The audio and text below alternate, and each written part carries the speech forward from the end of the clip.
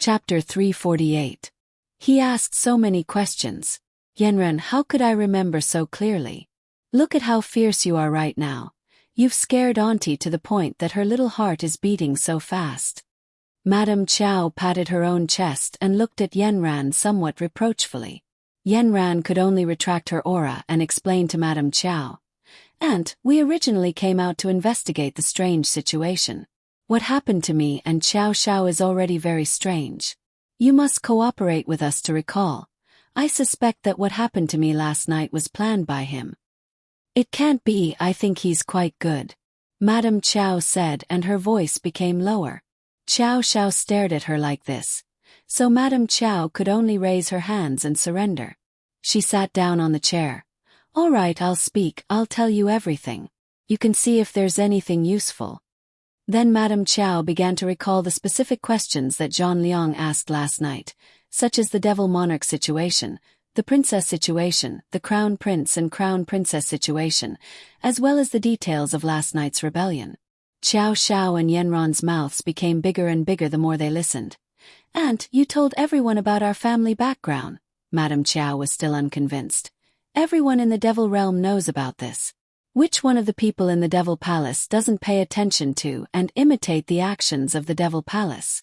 It is understandable that they want to know about some secrets. To them, this is something that is far beyond their reach." After Madame Chow finished speaking, she was still immensely pleased with herself. Chow Chow really wanted to pry open his aunt's brain and see what else was inside other than men. "Aunt, why don't you have a bit of vigilance? Yesterday, Imperial Uncle just rebelled, so there will definitely be some leftovers. The demon world will not immediately be peaceful, so if this person has any intentions, then wouldn't we be in trouble?" "What intentions would he have? He is just a businessman," Madame Chow said with a face full of confusion. "My dear aunt, how could an ordinary businessman make the world's #1 banker so respectful? Think again, what else did he ask?" Yenran immediately understood the situation.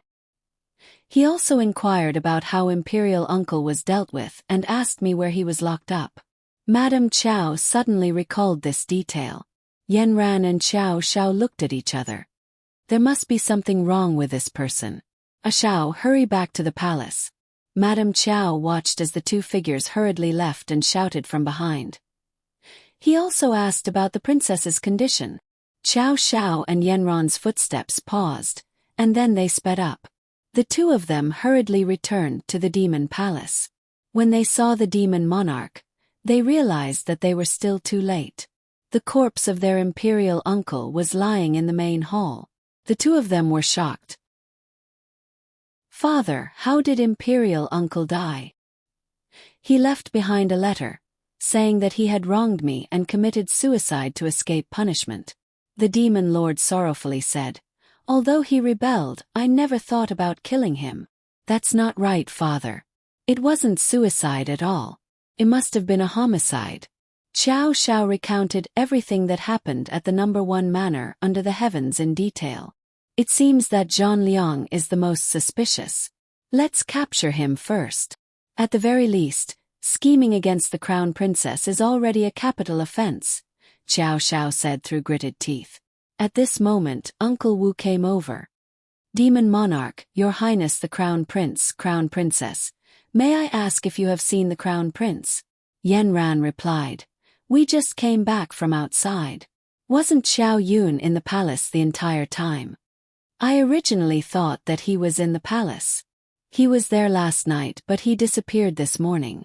I brought people to search the entire demon palace, but there was no trace of him." Chow Chow and Yenran looked at each other. Yenran released her spiritual sense and searched the entire demon palace. But after searching everywhere, even the bottom of the lake, she did not sense Xiao Yun's presence. "Xiao Yun isn't in the palace." Yenron's heart sank. On the main road of the demon world, a carriage sped past, bringing with it the sound of the wind. It was like an arrow leaving the bow, but also like a cheetah sprinting. The middle-aged man in the carriage had a handsome face. At this moment, he was casually drinking the tea in his hand. Sitting opposite him was a black child, as if he had rolled out of a pile of mud.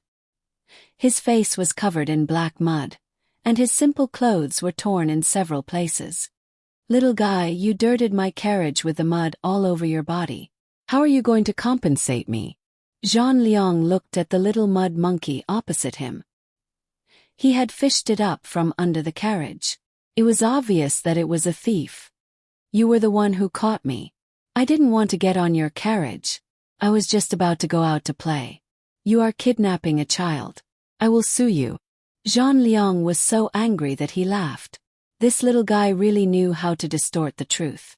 When he got on the carriage, he saw him hiding under the carriage, sneakily trying to take a night pearl from his carriage. The situation had been urgent, so he had directly pulled him up. "All right, go sue me. Before you sue me, aren't you afraid that I will kill you?" Zhang Liang narrowed his eyes and drank a mouthful of tea. "If you wanted to kill me, you would have already done so. Why would you spend so much effort to take me away? How much do you think I can sell for?" Zhang Liang thought. "Do you really think I am a human trafficker?" He had already made up his mind and was in a good mood. He started to talk nonsense with this child. "That will depend on what kind of skills you have." "What kind of skills can a child like me have? But why did you run to the demon palace for no reason?" "To see what the demon palace looks like. Can't a country bumpkin like me not see the world? Then we are the same. I also haven't seen the world. I am also a country bumpkin and have never seen what the demon palace looks like. This is my first time going to take a look, but I didn't think that I would meet a human trafficker like you." Zhang Liang was not angry that the little fellow kept calling him a human trafficker. Just now, he had found that he was quite good at stealing things at the palace gates. He seemed to be quite skilled at stealing things from a distance. Thus, for some unknown reason, he directly pulled him into the carriage. Talents should be kept by his side and nurtured properly. "Since you say that I am a human trafficker, then it would be a pity if I didn't act as one. Who else is in your family?" "I don't have anyone in my family. If one person is full, the whole family won't be hungry." The little guy boasted shamelessly. He curled his lips, and the mud on his face fell down with a pew-pew sound. That's good. I'm also alone. How about you come with me and be my follower in the future?" The little fellow complained in his heart. "I, the little prince of the demon world, will be your follower. How big is your face?" But he did not say that. Instead, his eyes were wide open. "Will you provide food and shelter?" Zhang Liang was attracted by Qiao Yun's cute appearance. He chuckled. "As long as you don't eat much, I can still raise you." Qiao Yun's mouth twitched. "Then I will eat to my heart's content." After saying that, he ignored him and lay down in the carriage. His dirty clothes were wrapped up in the brocade and jade quilt. The journey was long. Zhang Liang and Qiao Yun were both drowsy from the shaking of the carriage. After a while, Zhang Liang was sleepy. He had been busy the whole night yesterday and fell asleep very quickly. At this time, Qiao Yun's eyes, which were originally closed, quietly opened. In the carriage, they were like two resplendent pieces of glass. He looked around the carriage and then looked outside. There was no trace of the demon palace in the distance. He sighed. It seemed that his parents were going to be worried. It was such a coincidence. Qiao Yun was designing the reconstruction plans of the demon palace. There were a few places he had not been to, so he went to these places early in the morning to inspect them. Qiao Yun felt that the crown prince robes were too much of a hindrance, so he changed into his human world long robes and trousers early in the morning, which made it more convenient for him to work. He directly brought 2 servants and began to wander around the entire demon palace. He did not expect that there would be such a remote place in the demon palace. He had to climb over several hills and crawl through several caves. When he was not paying attention, he actually fell into a quagmire, making his whole body dirty. The 2 servants hurriedly went forward to support him, and with a pull, they also rolled in the quagmire. Thus, the 3 mud monkeys continued to explore the demon palace. They came to a place that seemed to have many mechanisms, which made Chow Yun find a place to challenge his intelligence. Chow Yun directly drove the two servants back and asked them to help him get a set of clothes. His whole body was dirty and it was very uncomfortable. He sat on the ground and challenged one level after another. He did not expect that he would be so powerful. With the help of Kong Ming and Kong Xiaoming, he cleared all 81 levels. Just as he was about to enter the mysterious cave, he suddenly felt something strange behind him. It was a murderous aura. He immediately hid to the side. After a while, he discovered that a middle-aged man had walked in. Then, he realized that the fruits of his victory had been taken away by someone else. His royal uncle was killed in front of his eyes. Chow Yun covered his mouth and almost screamed. However, he knew that his combat ability was not as good as this person's. He could only secretly follow him. He followed him all the way to the entrance of the palace and watched as he was about to enter the carriage. Just like that, Chow Yun secretly hid under the carriage, but she didn't expect the man to be so vigilant. He was grabbing a luminous pearl under the carriage with one hand, and using the other hand to grab a rope from the side of the carriage. He met the eyes of the middle-aged man who was squatting down to look under the carriage. Then he was tragically captured. Chow Yun said that he was a human trafficker. In fact, he was a murderer. He originally wanted to follow him to see where he was staying and then report to his parents. He did not expect that he would become a hostage. The most important thing now was not to reveal his identity as the little crown prince. He also had to find a chance to escape. A crescent moon hung in the sky of the demon world. It was like a hook that hooked Chow Yun and Zhang Liang together. One was the little crown prince of the demon world, and the other was the mastermind behind the rebellion. Under the moonlight, the carriage had already driven out of the center of the demon world.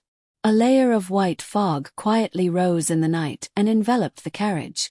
There was no one around. Other than the sound of the carriage, there were only the howls of wild beasts in the distant mountains. The carriage split the fog and rushed out of everyone's sight. Chapter 349. The entire demon palace was in chaos. The demon lord, the crown prince, and the crown princess were all sitting in the main hall, listening to the detailed report of the two kneeling servants.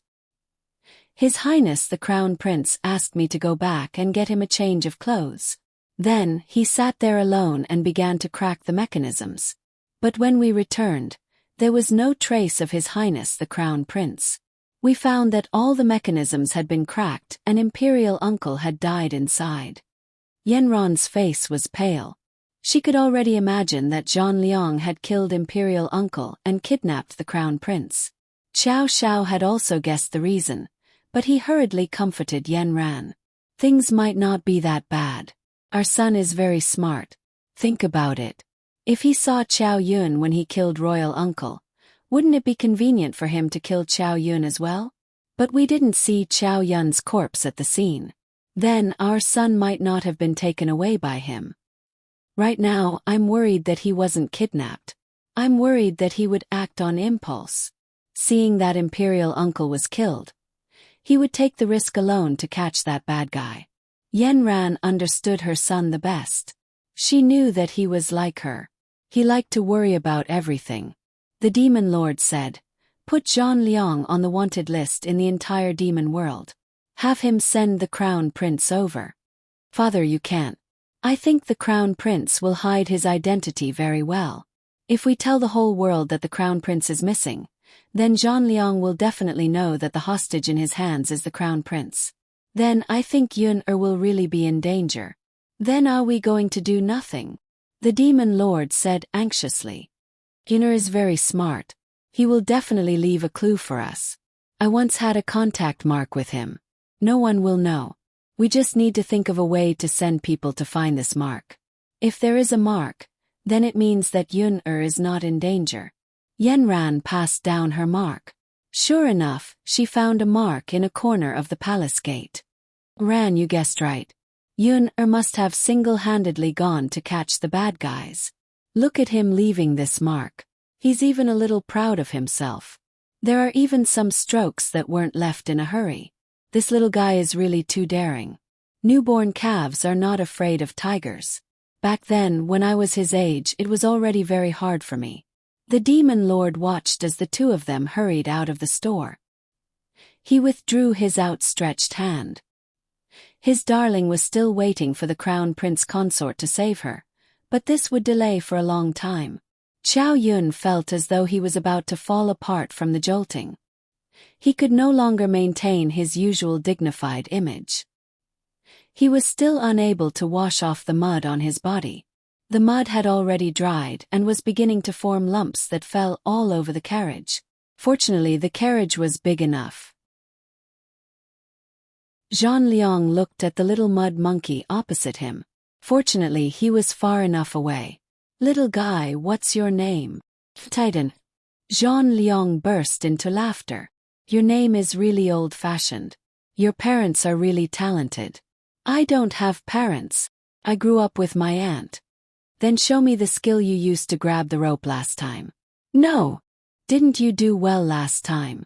Just perform once and we'll be eating soon." Chow Yun looked at Zhang Liang's narrowed eyes and sighed inwardly.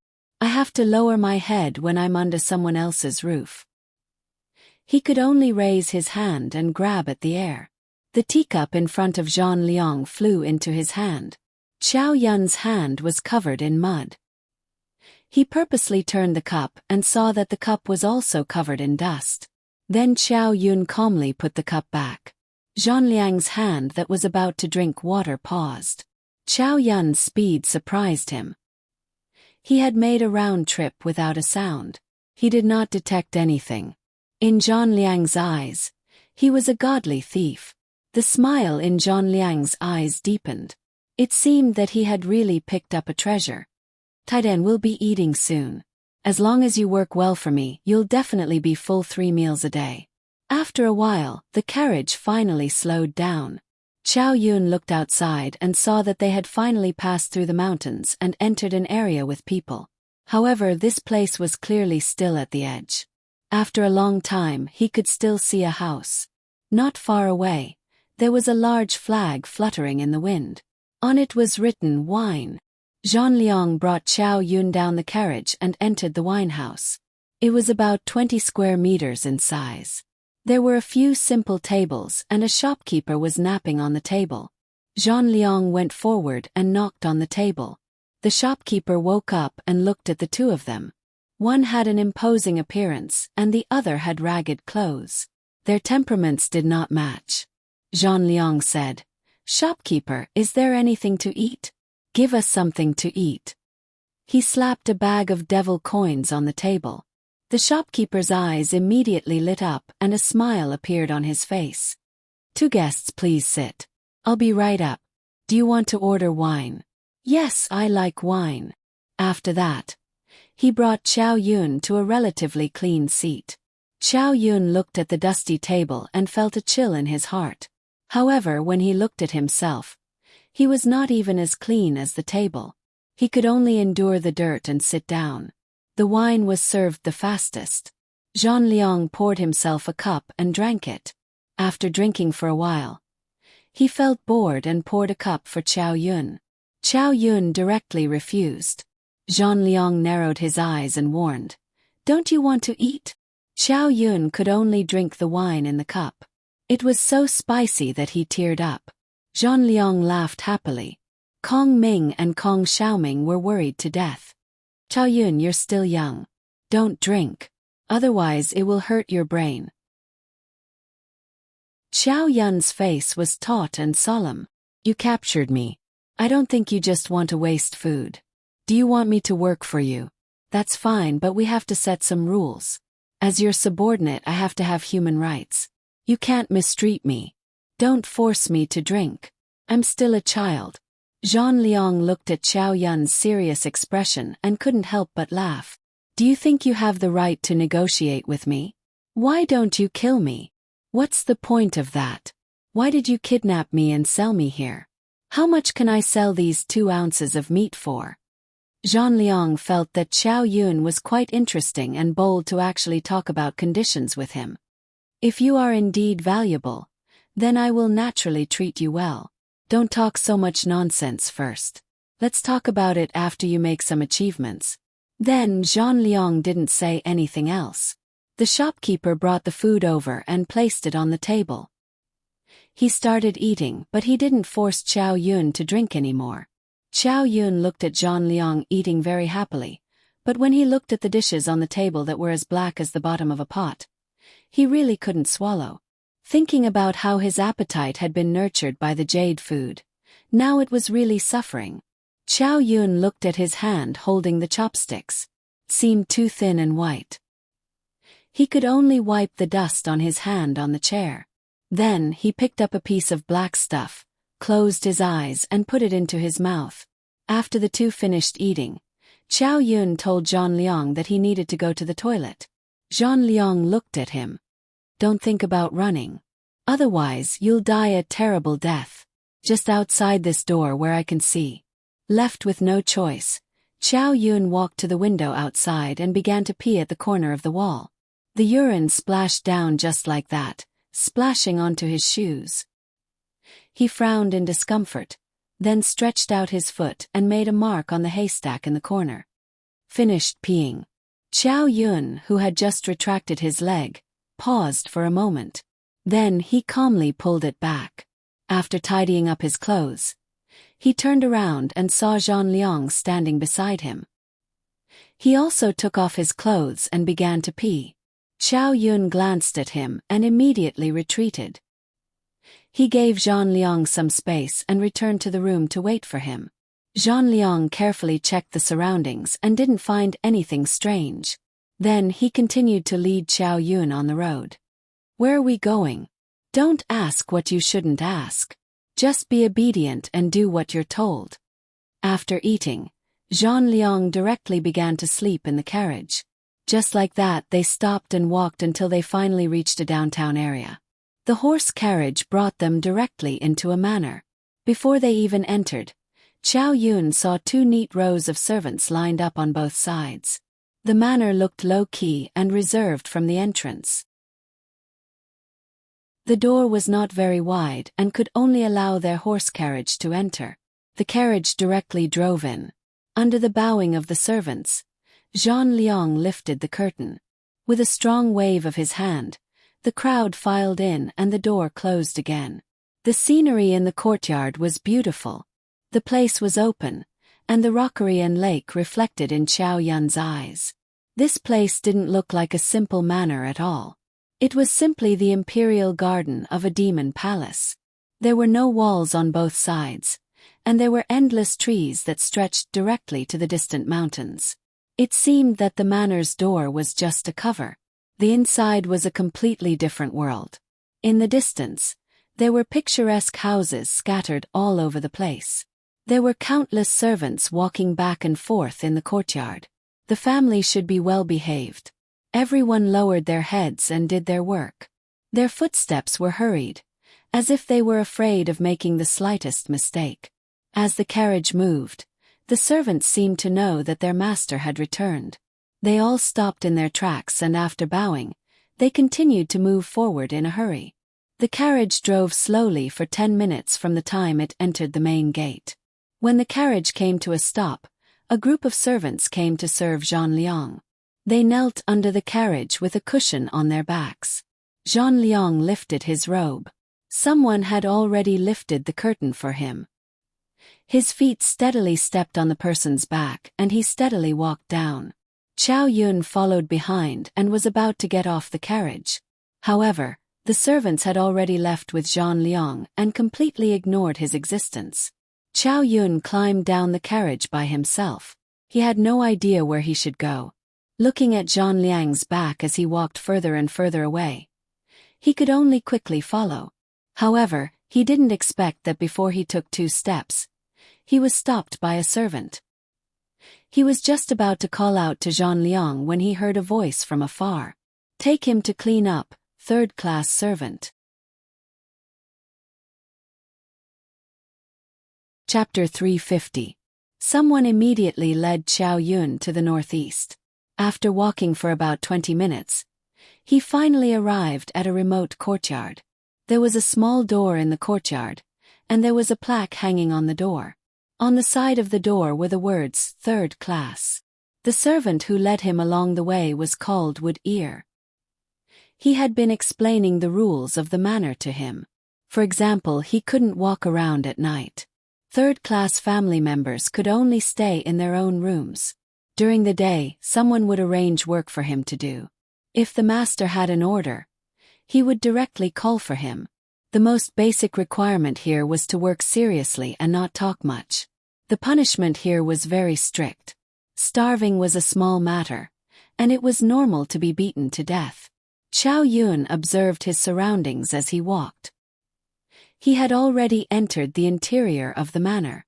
The walls were very far away, and gradually he couldn't see the edge. He sighed in his heart. It seemed that he had to stay for a while.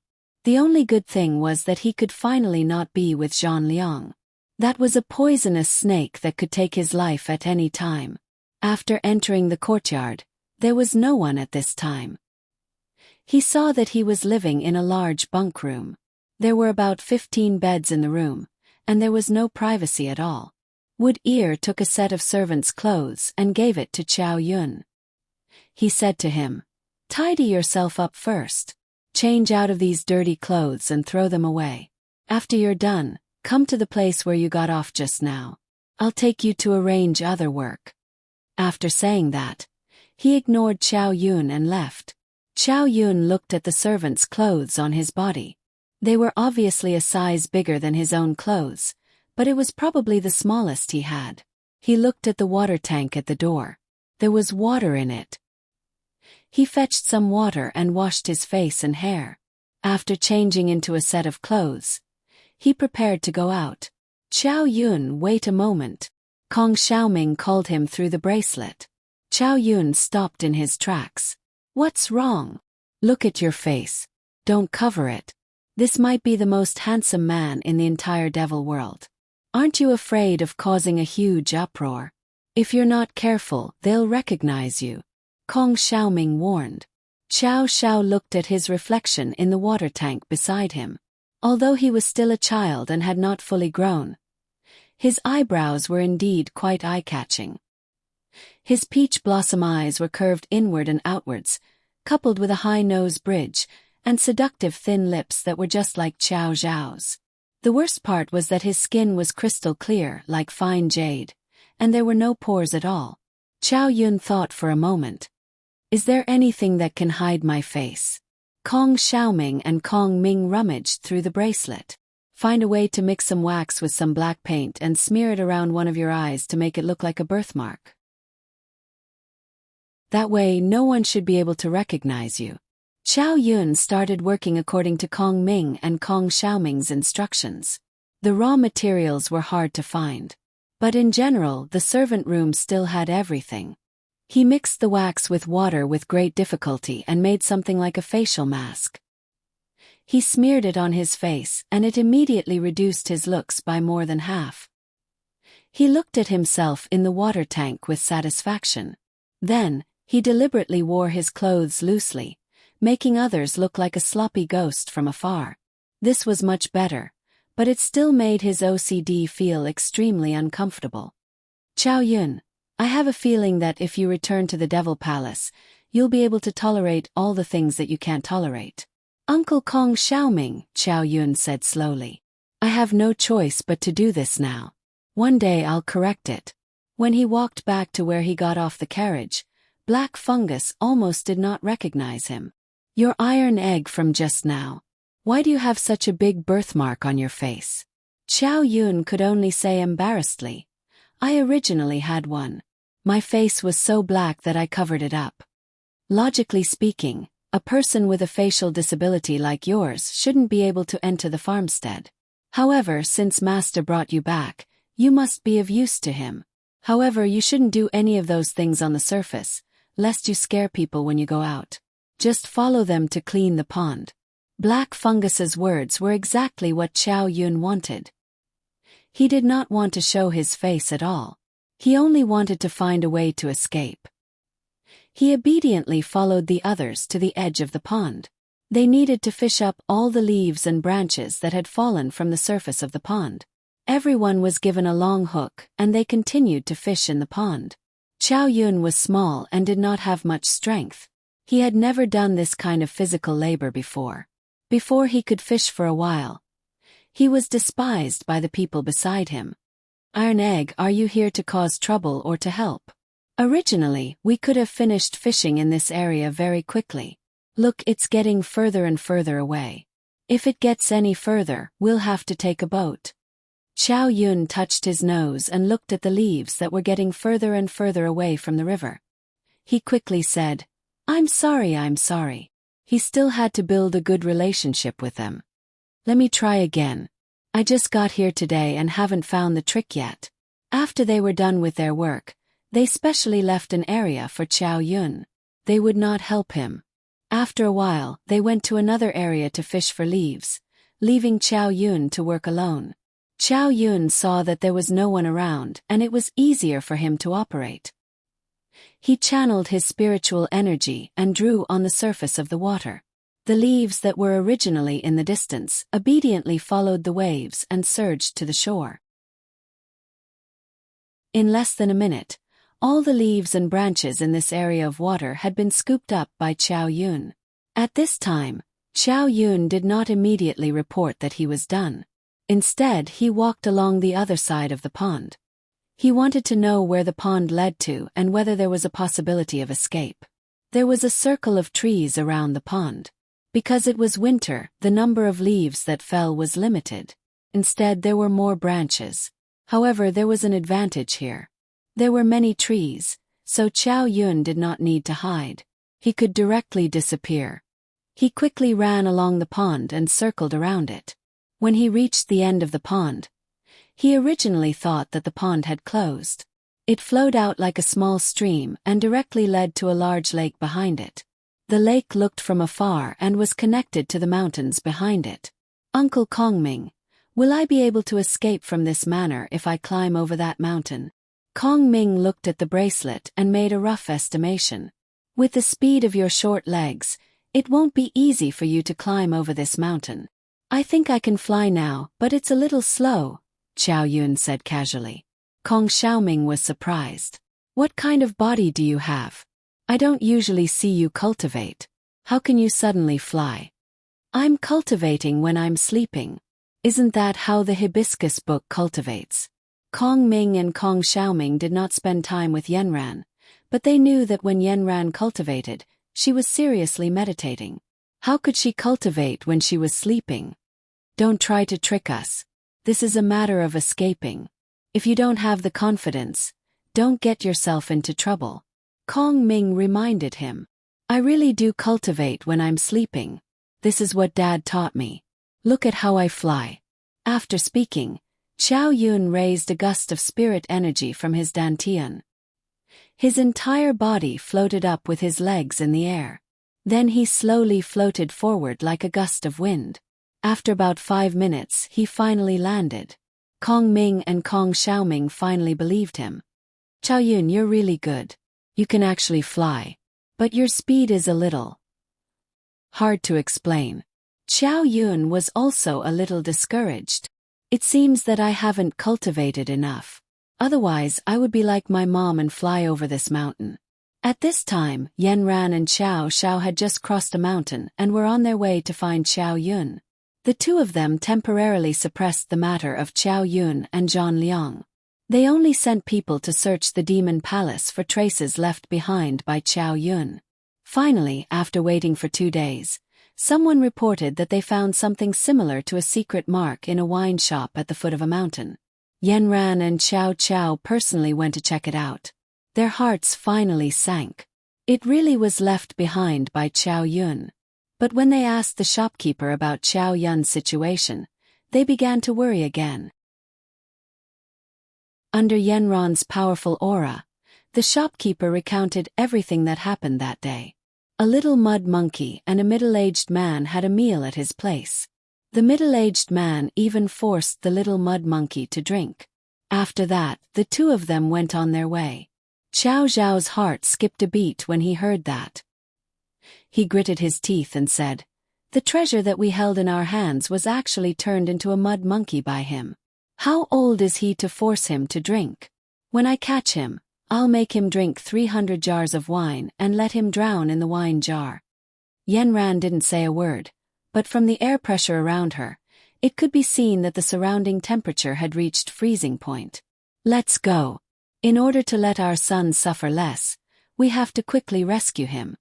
With the first mark, it was much easier to track him down. At this time, Yenran realized that the demon realm was actually so big. Ran, it's not that the demon realm is big. It's just that we can't find our son and are worried. Look at this map of the demon realm. It's not as big as the human world.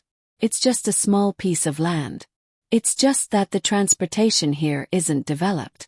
Other than relying on people's legs, we can only rely on carriages.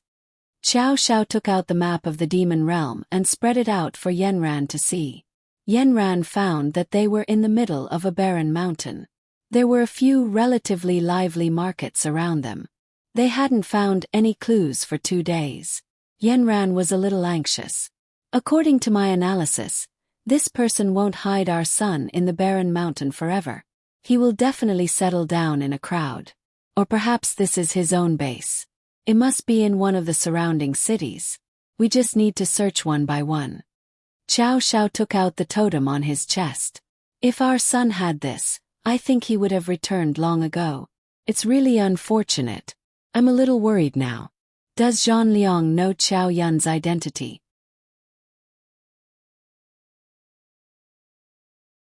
Chapter 351. At this time, Qiao Yun and Iron Egg looked at the mountain in the distance. It was as if a door to the outside world had been opened for him. However, his feet seemed to be bound, and he couldn't step over it. He turned around and walked back to the pond. He put all the leaves in the basket, and then lifted it with great effort to meet up with the others. One of them checked the area he was in and found that the pond was clean. He couldn't help but be surprised.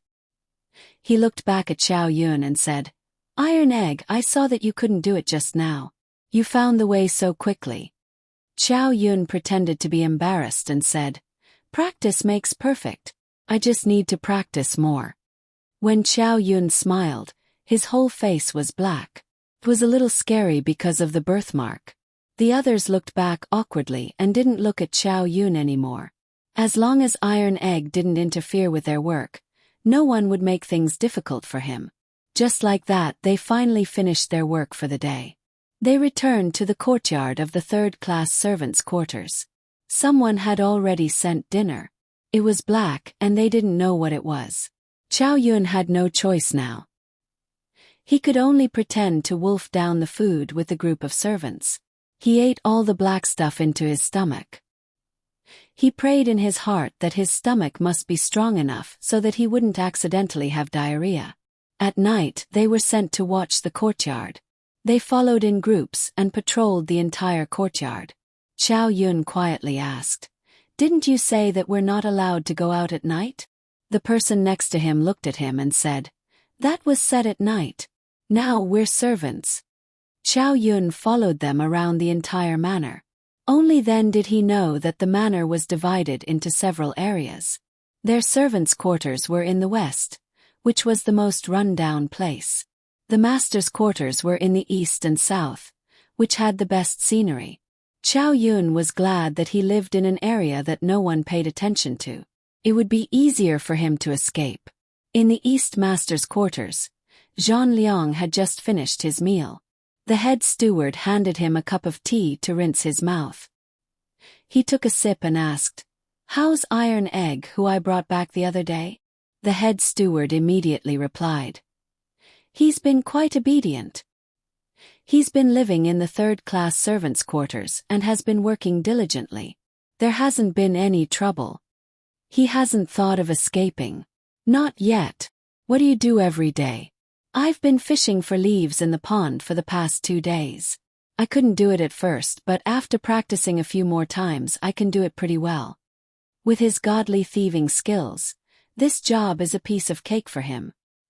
He's a thief. He wanted to steal the night luminescent pearl from my carriage, so I brought him back." The butler deliberated over his words. Does he have some real skills?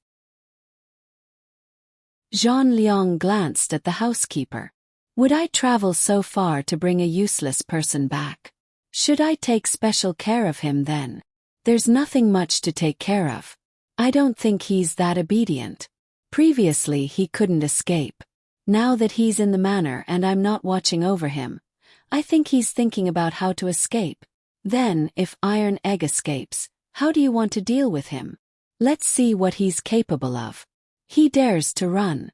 Are we vegetarians here? If you die, then so be it. Only smart people can survive. Those who survive will be promoted to second class. The butler immediately nodded in agreement. Chow Yun worked for 2 days without rest from morning to night. The management here was very strict. What could be done and what could not be done had to be strictly followed. There were always 2 people in the manor who were in the same group as Chow Yun. The 3 of them supervised each other and couldn't slack off. For a child like Chow Yun, the pressure was really great. If it wasn't for Chow Yun's spiritual power supporting him, the heavy physical work every day would have bent his back. Although Chow Yun was young, he wasn't short. He wasn't given special care among the group of servants. Today he went to the pond to fish for leaves again. He purposely moved slowly. The 2 people finished first and went to another area. Chow Yun quickly finished his work and said to Kong Ming and Kong Xiaoming, "You 2 keep an eye on me. I'm preparing to escape." In the past few days, Chow Yun had already divided the north, south, east and west. He also learned about the manor's guards through chatting with others. There was no chance at all at night. He couldn't come out at all. He could only think of a way to sneak out in the morning when he was working. Chow Yun calculated that there was still about half an hour before his usual time to hand in his work. This long time was probably only enough for him to run to the foot of the mountain. By then he would have been discovered. There were many trees on the mountain. He planned to hide at the foot of the mountain and wait for others to search the mountain before climbing over the mountain to escape. Chow Yun ran quickly. His 2 slightly slender legs were like Chow Zhao's long legs. His spirit energy swept past the wind on both sides. His arms swung back and forth quickly. The branches were uneven and often brushed against Chow Yun's face and body.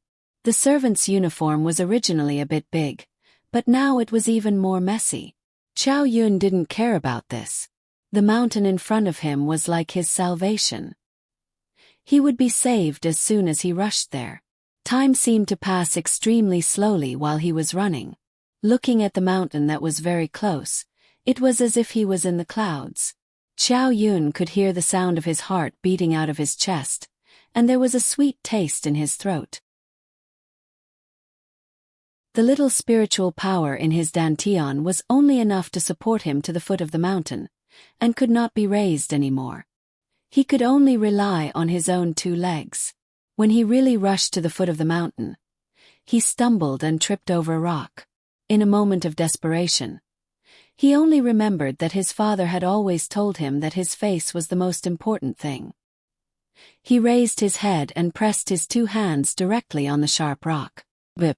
Blood gushed out and Chow Yun frowned. However, this was not the time for him to be pretentious. He quickly got up and observed the environment at the foot of the mountain. From the foot of the mountain, he couldn't see the top. The only thing that caught his eye was the lush vegetation. Chow Yun compared it to the bare stone mountain he saw on the road to the demon world and immediately came to a conclusion. The mountain here is maintained by someone. This was very different from what he originally thought. He originally thought that it was a barren mountain that led to the outside world, but now he discovered that it was a property of the manor. There must be someone who regularly came to take care of it. Chow Yun's heart began to struggle. It seemed that the path he chose was not very wise. The possibility of being caught was very high. He judged the time. His 2 companions would soon discover that he was missing. The rules of the manor were very clear. Escaping was a path to death. Chow Yun looked at the cut on her hand, gritted her teeth, and jumped into the pond at the side. He swam to the center of the pond. The winter water was bone-chilling. Chow Yun used his remaining spirit energy to protect his heart. He held a straw in the water and desperately kicked his legs to warm his body. After swimming for about half an hour, he saw someone come to look for him. He saw a person who looked like a manager wave his hand. The entire mountain seemed to have activated some kind of mechanism. Millions of iron thorns stretched out from the mountain. Chow Yun looked at the reflection of the sun in the water, and his heart trembled. Sure enough, this manner could not be underestimated. He quietly dived into the water and swam in the direction he came from.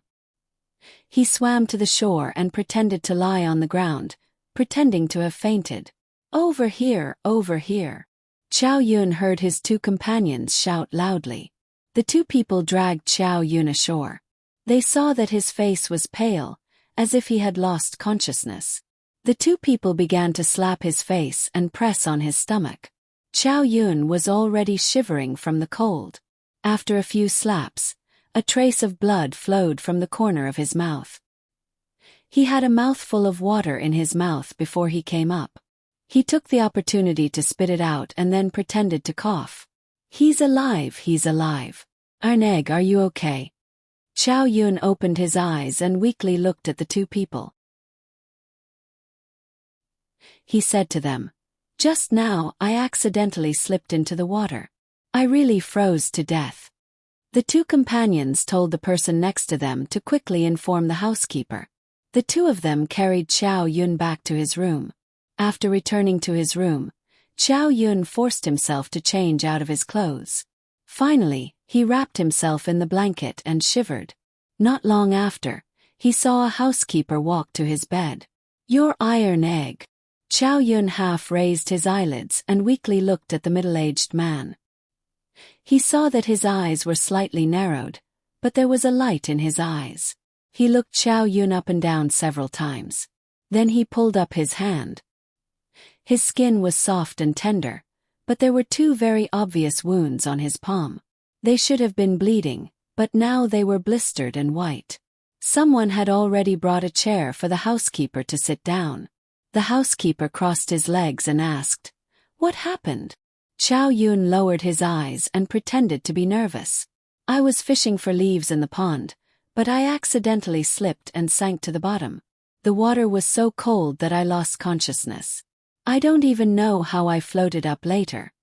After Chow Yun finished speaking, the housekeeper said nothing. He saw someone bring over the wet servant clothes that Chow Yun had changed out of. The housekeeper used a finger to gently touch it and saw that it was full of scratches. His eyes suddenly widened. "Iron egg, you're lying. Come beat him." Immediately, two people came up and pulled Chow Yun off the bed. They laid him on a bench by the door and then two wooden sticks hit him. Chow Yun's two hands grasped the bench tightly. He knew that he couldn't resist at all. If he resisted, only death would await him. He could only endure the beating of the wooden sticks. After about 20 hits, the housekeeper waved his hand. "Tell me the truth and say it again." Chow Yun's body was already covered in cold sweat. His wet hair was blown by the wind, and he felt that the cold wind was constantly drilling into his scalp. He gritted his teeth with difficulty, straightened his neck, and told the housekeeper what he said when he fell into the water. The housekeeper narrowed his eyes. "Then tell me, what's with the scratches on your clothes?"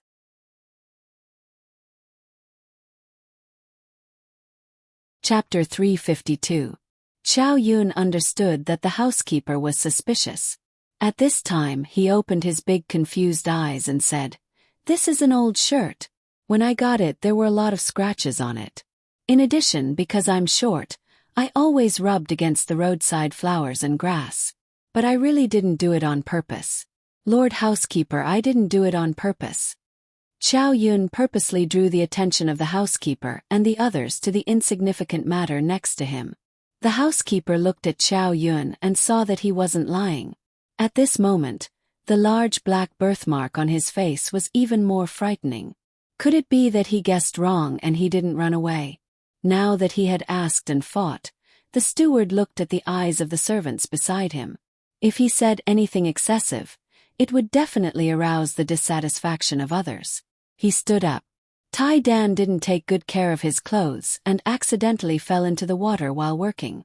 This month's salary will be deducted. With that, he left Chow Yun's room. Chow Yun breathed a sigh of relief and fainted on the bench. Reporting to master, Tai Dan disappeared for more than half an hour, but later we found that he fell into the water. The housekeeper returned to the ancestral house and immediately reported the matter to Zhang Liang. Zhan Bing stared at the housekeeper for a long time. Are you sure he didn't want to escape? Doesn't look like it. I didn't find any trace of him in the back mountain. Also, he struggled desperately in the water. His hands and feet are a little swollen. He must have drunk a lot of water. Does look like someone who fell into the water. Then he must be very good at swimming. Such a cold day. Can an adult survive underwater? The housekeeper immediately broke out in cold sweat. It's also possible that he's very good at swimming. Zhan Liang paced back and forth in the room. After a while he said, "Promote him to a second-class servant." Just like that, Chow Yun inexplicably moved from a third-class servant's room to a second-class servant's room. The people around him congratulated him. Even the housekeeper treated him differently. But for Chow Yun, this was simply a kind of tragedy. His escape plan was even more difficult to carry out. As a second-class servant's area of work, from the southwest corner to the southeast corner, it was still a long way from the area where the first-class servants actually worked in the eastern district. Chow Yun was also given a new set of servant clothes.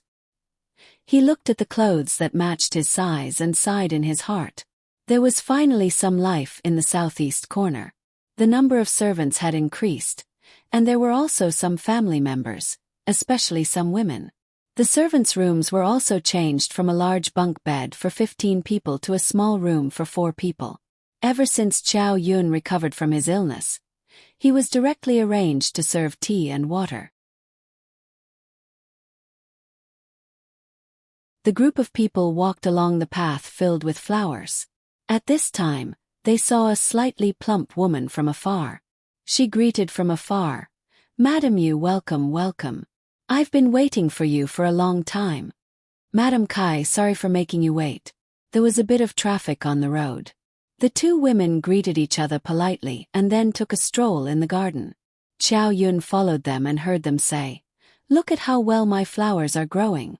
These are all special seeds that your family's Mr. Zhan brought from the outside world. In addition to my meticulous watering, it has really become a garden now. Our family's Mr. Zhan has an incredible ability. He can travel between different worlds. I reckon he is the only one in the entire demon realm who can do this. Madam Kai, see if there is anything else you need. I will ask my family's Mr. Zhan to get some more for you." Finally, they finished their stroll in the garden. The two women brought a group of servants to a magnificent living room.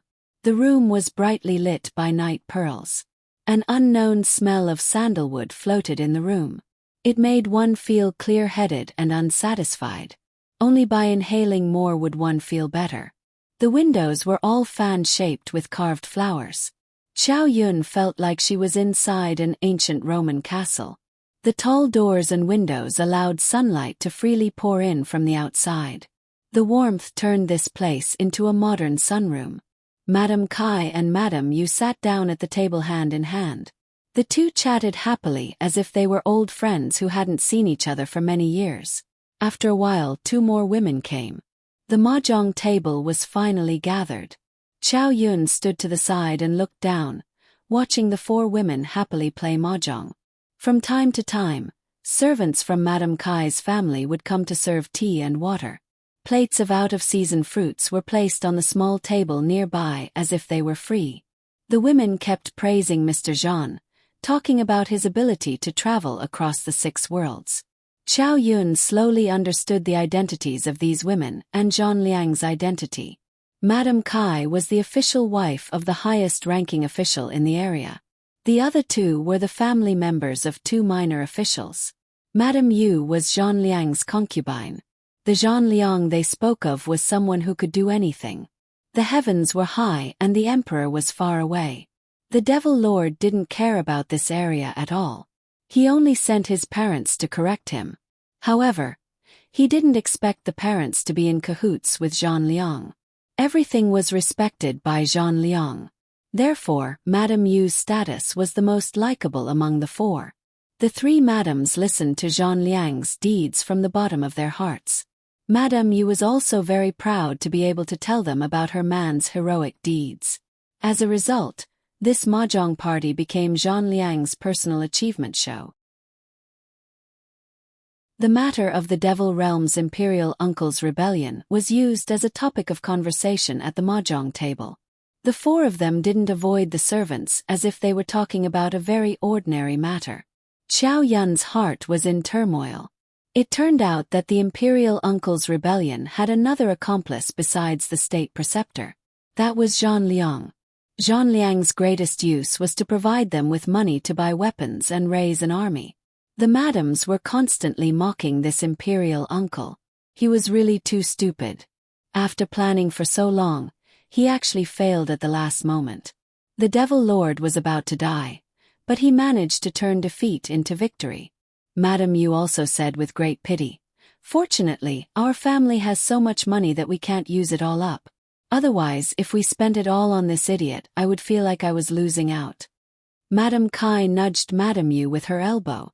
"Then what other plans does your Mr. Jean have? I heard from our old Kai that day that the Devil Lord seems to have set his eyes on your Mr. Jean because he seemed to have exposed himself at the #1 villa in the world. Is that true?" "So what if he has set his eyes on him? We are serious businessmen. What evidence does he have to pin the crime of rebellion on us?" Madame Yu said disapprovingly. "At most, he'll make us earn less money. Can he still arrest us?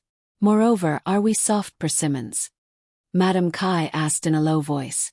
"I heard that Mr. Jean slept with Madame Qiao and almost caused the crown princess to get together with a young man. That's why the Devil Lord wants to arrest him." "I knew it. In any case, it can't be a rebellion. Our Mr. Jean's charm is too great. Even Madame Qiao recommended herself to sleep with him. It's a pity that the crown princess didn't make a big joke of herself.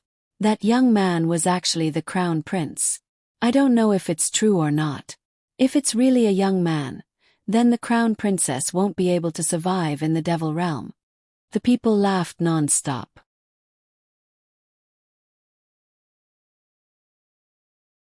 Chapter 353.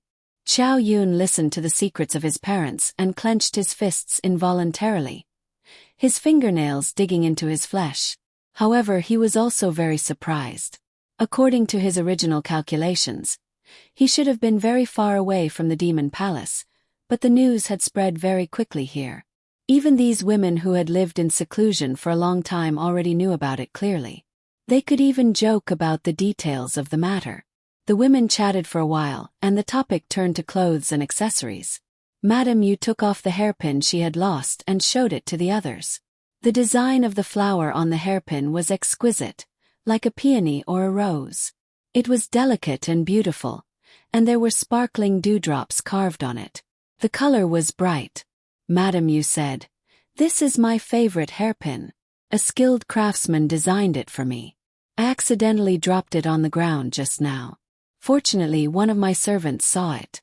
Otherwise, my favorite hairpin would be gone." The other madams were full of praise. Madame Kai took off one of her bracelets. "I bought this bracelet from an auction house in the Demon Palace. They said it was an item of the mortal world. Look at the material and metal. Isn't it high quality?" The madams took it and looked at it. Indeed, the material of the mortal world didn't exist in the demon realm. Qiao Yun saw that it was made of the same material as his bracelet. It really was an item of the mortal world. He had an idea and stepped forward. "Madams, this humble one has a presumptuous request. I wonder if you will allow it." Madame Yu was unhappy with the servant's sudden interruption. "How can you be so unruly? Can't you see we're playing cards?" However, Madame Kai stopped him. "Everyone is having fun. Don't be so fierce to the servant. See if he has any good suggestions. Go ahead." Chow Yun immediately replied, "This humble one has seen some jewelry designs. I see that the madams seem to like this kind of thing. I would like to be bold and draw some designs for you." Madam Yu was also interested. "Oh, you know how to draw designs." The other madam's eyes lit up as they looked at Madam Yu and Chow Yun with smiles. At this time Madam Yu could only say, "Then go draw it. If it's not good, I will punish you." Chow Yun lowered his head and bowed respectfully, replying, "Yes." Someone immediately handed her a pen and paper. Chow Yun drew an exquisite heart-shaped necklace based on her memories of her mother's accessories. Chow Yun's design was a heart-shaped pendant, which was also his mother's favorite necklace. His father had given it to his mother on their first wedding anniversary. The whole design was inspired by keys, and the meaning behind it was the secret key of love that could open each other's hearts. The top of the key had a heart-shaped theme with 3 diamonds inlaid in the middle. They were also arranged in a heart-shaped pattern. The bright color of rose gold matched the noble purity of the diamonds. It was a tempting and luxurious style. The homonym of a necklace was falling in love. Giving a necklace to a loved one was to tie the other party's heart and prevent others from snatching it away. Giving a necklace to a loved one was a silent confession, expressing, "I want to fall in love with you." Therefore, giving a necklace to a loved one was a conventional way of expressing love. A heart-shaped necklace expressed the closeness of the heart to the heart. Chow Shao gave it to Yenran to symbolize this. Chow Yun skillfully altered the design based on the existing paint. His drawing skills were excellent. Perhaps he had liked to draw since he was young, so he just casually doodled. A beautiful woman's head, a slender neck, a vaguely straight collarbone, and a shiny necklace that looked like a key hanging from it. It looked like a heavenly work of art and was very eye-catching. Seeing that Chow Yun had finished drawing, the madam stopped playing mahjong and stood up to admire his drawing. Everyone's eyes were filled with amazement. Madam Kai couldn't help but look at Chow Yun in a higher light. She said to the other madam, "Madam Yu, your servant is really good. I think his drawing skills are no worse than the artists in our estate." The other 2 madams also praised the ingenuity of the design. "What did you draw?" Chow Yun respectfully lowered his head and replied, "This is called a necklace. It's a necklace that goes with low-collared clothes to decorate the neck." Low-collared clothes. We don't wear low-collared clothes here. Aren't you messing around? Although Madam Yu felt that Chow Yun's drawing was very good, she still lightly reprimanded him. "Madam, you might not know, but there are already people wearing low-collared clothes around the Demon Palace. This has become a new trend. Therefore, this necklace goes with the latest low-collared or even pointy-collared clothes. It can accentuate the slender neck and the straight collarbone. When I was in the capital, people there were all rushing to buy it." Only then did Lady Kai look Chow Yun in the eye. "You're from the capital?" Chow Yun lowered his head and replied respectfully, "Yes, my name is Tai Dan. I just came back from the capital with Mr. Zhan a while ago." Madam Kai turned to the other madam and said with a smile, "Then it looks like your Mr. Zhan really picked up a treasure. Then Tai Dan, help us draw a few of the most popular outfits in the capital with this necklace. We'll also take a look. If it's good, we'll give you money. If it's not good, we won't like it and you'll be punished. What do you think, Madam Yu?" Madam Yu nodded and said, "Then Tai Dan draw 2 more. If the madams are happy with it, then do as Madam Kai says." After that, they sat down at the mahjong table and began to play mahjong. However, the topic was all about the outfits of the people in the capital and the latest fashion trends. Based on his memories, Chow Yun went through the types of Han clothing and Tang clothing that were designed in the human world. Then, he combined them with the outfits of the people in the demon realm and designed 2 sets of low-necked outfits for them. Paired with his necklace, it was indeed the finishing touch. Chow Yun's talent might have come from his father, Chow Shao. Back then, when he designed Yenran's wedding dress, it was also Chow Shao who came up with it himself. Chow Yun recalled it in his mind and automatically formed a picture of the dress that revealed half of her shoulder. He felt that it was a bit inappropriate, so he put on a thin layer of gauze, making the entire dress a floor-length gauze dress. It pulled up the waistline and showed the gentleness and elegance of a woman.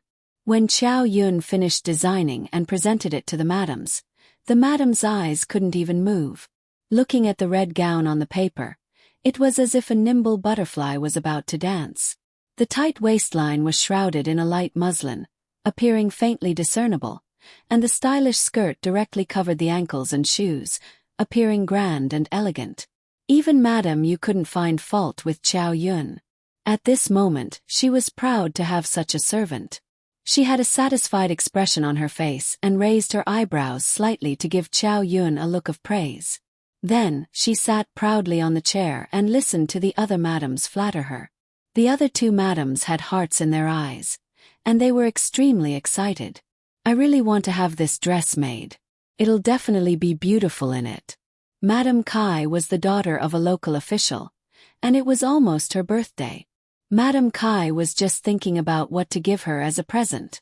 She smiled and said, "Madame Kai, why don't you treat this as an early birthday present? We'll hire a tailor to make this dress for your birthday banquet. After that, we'll find a craftsman to make this accessory as well.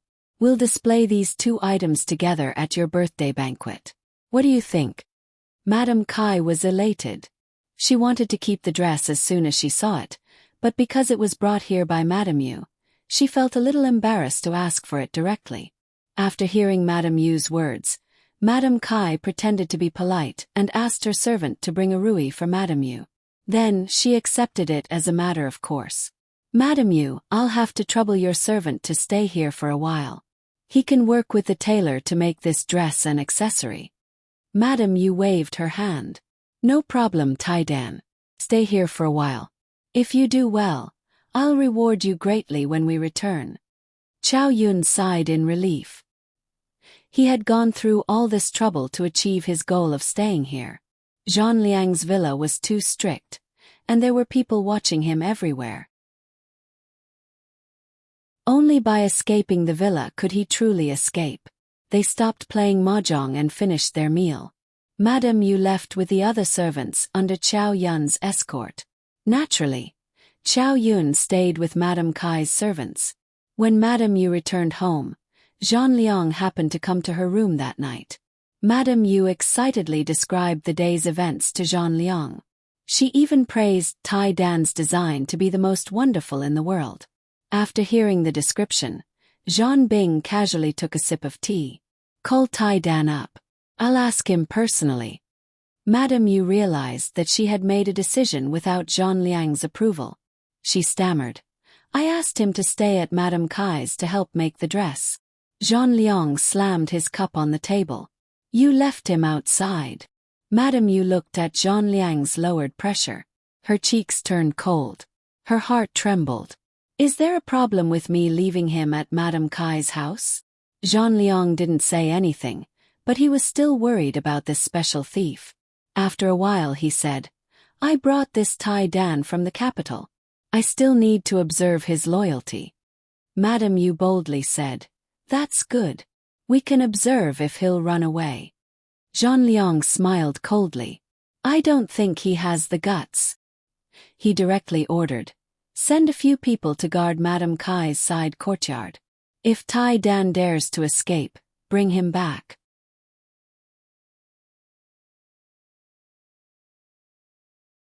Chapter 354. Chow Yun was indeed worried about the same thing as Zhang Liang. At night, he used the convenience of living alone to search for an escape route. Both sides of his room were filled with people. He wrapped his bed with pillows and blankets to make it look like a human figure. Then he sneaked out of the back window. He walked towards the exit based on his memory. He passed through some main rooms, some side rooms, and a small kitchen. Finally, he arrived at the living room where he played mahjong during the day. At this time, there was not a single person around the living room. The entire manor was quiet. Other than the occasional soft sound, there was only the moonlight shining down from above. This manor was much smaller than Zhang Liang's manor. It was just a slightly larger courtyard surrounded by walls. Although it was small inside, it had all the essentials. It looked like this was a side courtyard and not a main room. It really was a good place to escape. Chow Yun stealthily passed through the flowery garden and arrived at the wall. The wall was quite high. He used his spirit energy to fly up twice, but he could only reach half of the wall. He had no choice but to give up. When he jumped up, he could vaguely see a row of sharp horns with a metallic luster on top of the wall. He had Kong Ming and Kong Xiaoming help him keep an eye on the surroundings. He went to find a ladder and wanted to jump over the wall. However, other than flowers and plants, there was not a single tall tree around the fence, let alone a ready-made ladder. Chow Yun looked around the wall, but there was not even a dog hole. His noble little crown prince's hopes of crawling out of the dog hole were dashed. He quickly arrived at the main entrance, but only then did he find two servants wrapped in cotton clothes sitting on either side of the main entrance. They were sleeping there. It seemed like it would not be easy to leave through the main entrance. Chow Yun could not help but miss the minister who could dig a hole in the demon palace. If only he was here, he could dig a tunnel from here and escape. However, it seemed like he was at his wit's end. Chow Yun stared at the tall wall and could not think of a good idea for a while. After Zhang Liang arranged for the people, Madame Yu dared to step forward and help him undress. After taking off his coat, Madame Yu's hand began to go into Zhang Liang's clothes. Her voice was even more delicate and charming. "My lord, let's go to bed early." Zhang Liang pressed down on her moving hand. Why are you so impatient today?" Lady Yu hugged Zhang Liang from behind and said in a coquettish voice, "Today, I heard from Lady Kai that you slept with Lady Chow in the capital. Is that true?" Zhang Liang did not find it funny and pulled her back. "What's wrong? You're jealous." Lady Yu pouted. "How can that woman be worthy of you?" A pair of jade-like arms for 1,000 people to sleep on, a little bit of vermilion lips for 10,000 guests to taste. How can you do it? Zhang Liang pulled her into his arms. She is the eldest princess of the demon world. With this identity and status, it is not an exaggeration to say that she has raised many faces at home. Moreover, she has maintained herself very well. Her figure is graceful and she is still charming. She is a woman of the highest quality. Lady Yu's heart was filled with jealousy. Could it be that Darren has admired her for a long time? Zhang Liang did not avoid it. That is, ever since I saw her when I was young, I could not forget it for a long time. Back then, her two demon beasts opened the way and a carriage was decorated elegantly. The moment she got off the carriage, all the flowers around her seemed to have bloomed for her alone. However, all the beauty could not compare to her eyes, her smile, her eyebrows raised and her waist bent. That was an unconcealable charm that was emitted from her bones. I have always remembered it for a long time. Finally, my wish has been fulfilled and I have one less regret in this life. The more Lady Yu listened, the more frightened she became. But aren't we opposing them now? Men fight for the world, women fight for men. There is no such thing as eternal benefits and no such thing as eternal opposition. This time Imperial Uncle failed.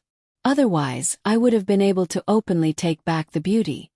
Lady Yu did not speak anymore, but instead, she became engrossed in the conversation.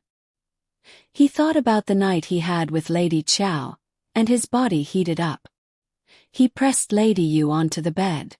The night was long, and no one could replace the enchanting position of that night in his heart. Chow Yun looked at the wall that was several feet tall and then looked at the surrounding environment. Other than flowers and shrubs, the only place that was slightly taller was the grapevines that covered the long corridor.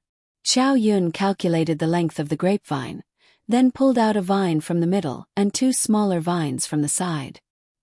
He used a dead knot to tie them together, then wrapped the smaller vines around them. Just like that, a long, soft and hard rope was tied together. Kong Ming and Kong Xiaoming looked at the busy Chow Yun and could not guess what he was doing.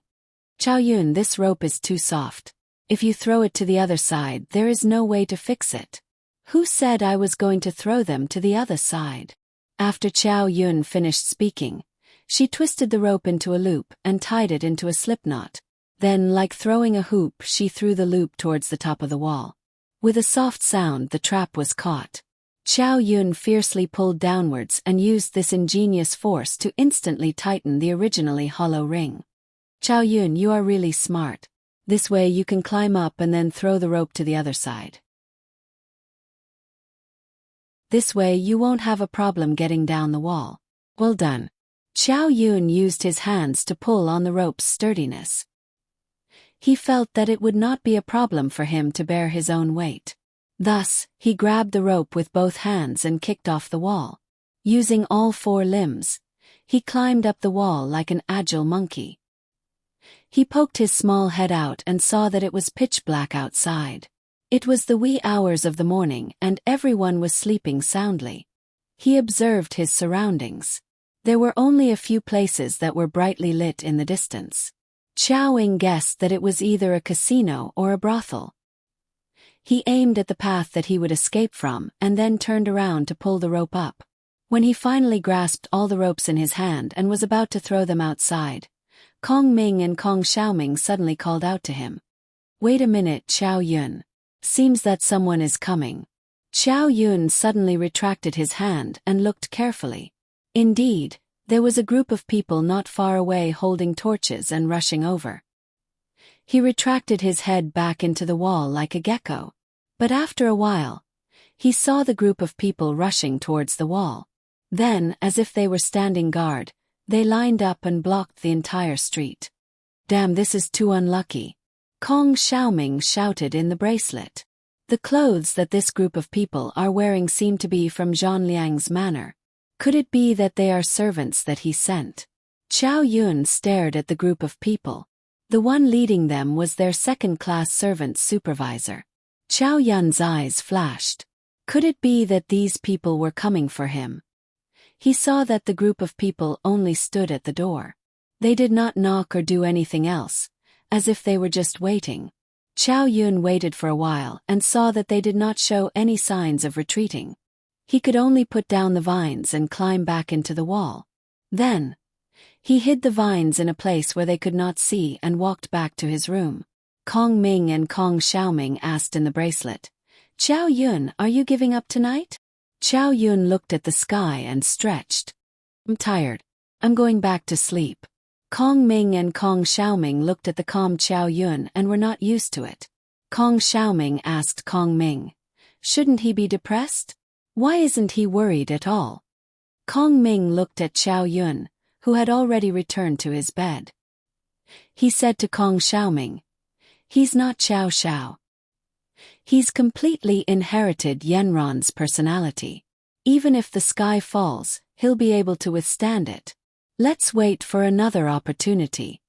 It could only be said that Xiao Yun's guess was correct. Every time danger came, he was able to narrowly avoid it. The second-ranked butler led a group of people to stand guard outside the door for the entire night, and it wasn't until the next morning that he hurried back. Lady Kai and her family had no idea that someone had been guarding the door for them for the entire night. The next morning, Madame Kai brought a tailor and a blacksmith over. Xiao Yun showed them the blueprint he had designed. The two of them had never seen clothes and accessories with such a beautiful design before, and they were full of praise. The clothes could be made according to the blueprint, but the necklace was difficult to make. First of all, the material was very difficult to find. Even if there were substitutes like diamonds and crystals, the craftsmanship needed to be very meticulous. Where were they to find a microscope in a place like the Demon Realm? So, Xiao Yun modified the necklace he had designed, imitating the material used to make hairpins. Most importantly, it had to be shiny and shiny. The tailor and blacksmith looked at Xiao Yun in awe. Despite his young age, Xiao Yun seemed to know a lot. The two of them felt as if they had found a teacher. They thought it was just a simple task, but it gave them a sense of accomplishment. The two of them asked Madame Kai to stay here so that they could discuss the work with Master Bruiser. Madame Kai couldn't help but be curious. How could such a young child make the two of them respectfully refer to him as their master? Madam, there's something you don't know. Master Bruiser may look young, but he really knows a lot. I think he knows how to make clothes and accessories better than we do. It's like he's a master who has made so many clothes and accessories, while we're just apprentices." The two of them were so eager to learn that they messed up Chow Yun's escape plan. Seeing how eager they were to learn, they insisted on staying in the same room as him, saying that they could continue their discussion at night. Chow Yun really suspected that they were sent by Zhang Liang to supervise him. In fact, they weren't. However, the people Zhang Liang sent started to stay in Madame Kai's house the next day, saying that they were there to help Bruiser make the clothes and accessories perfect. Chow Yun had to think of another way.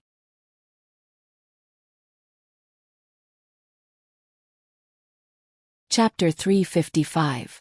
The only good thing about living in Madame Kai's house was that he could eat well and dress warmly, and he didn't have to do any manual labor. Chow Yun looked at her perfect hand that had been cut by herself on purpose. It was like a piece of art that had been tainted with flaws. Chow Yun was glad that it wasn't her father's hand. Otherwise, he would have cried out for a few days. If his father were to know that he was being abused like this, he would most likely be heartbroken and find the best medicine to help him recover. His father's philosophy was that perfection was the only way to attract his future wife. But seeing how his mother was completely smitten with his father, Chow Yun shook his hand. It was still too pale, so he applied a layer of self-made wax on it before leaving the room. Their clothes were almost done.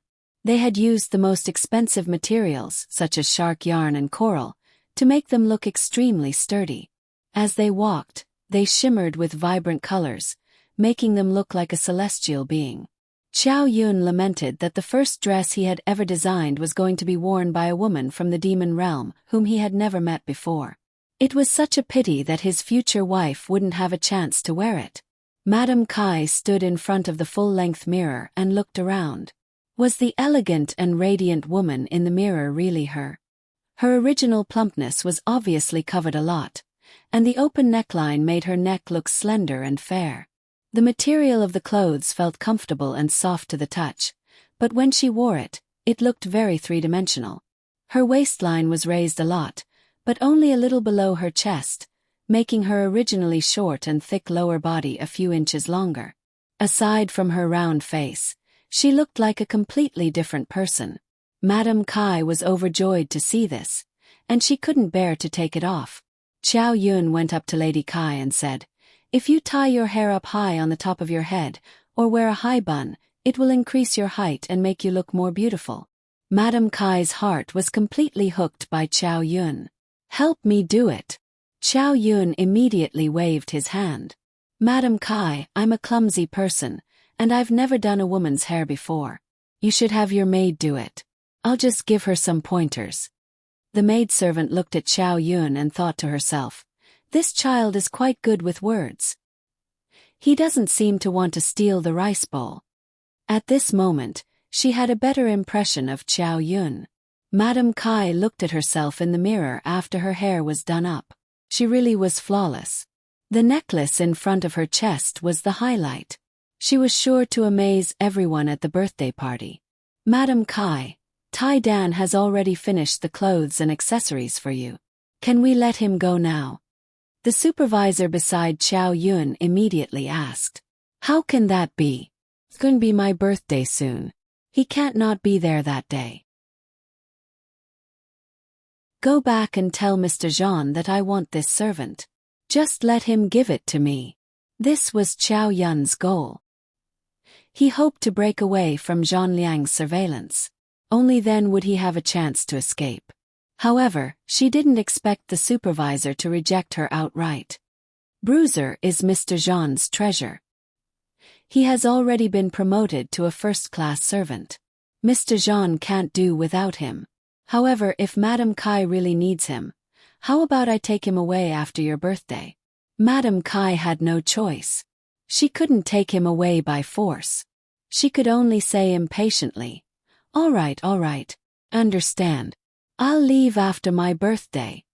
When Zhang Liang heard the servant's report, his eyes narrowed. He didn't expect Tai Dan to be so capable. He rubbed the jade thumb ring on his hand back and forth on his thumb. Did he mention anything about promoting him to a first-class servant?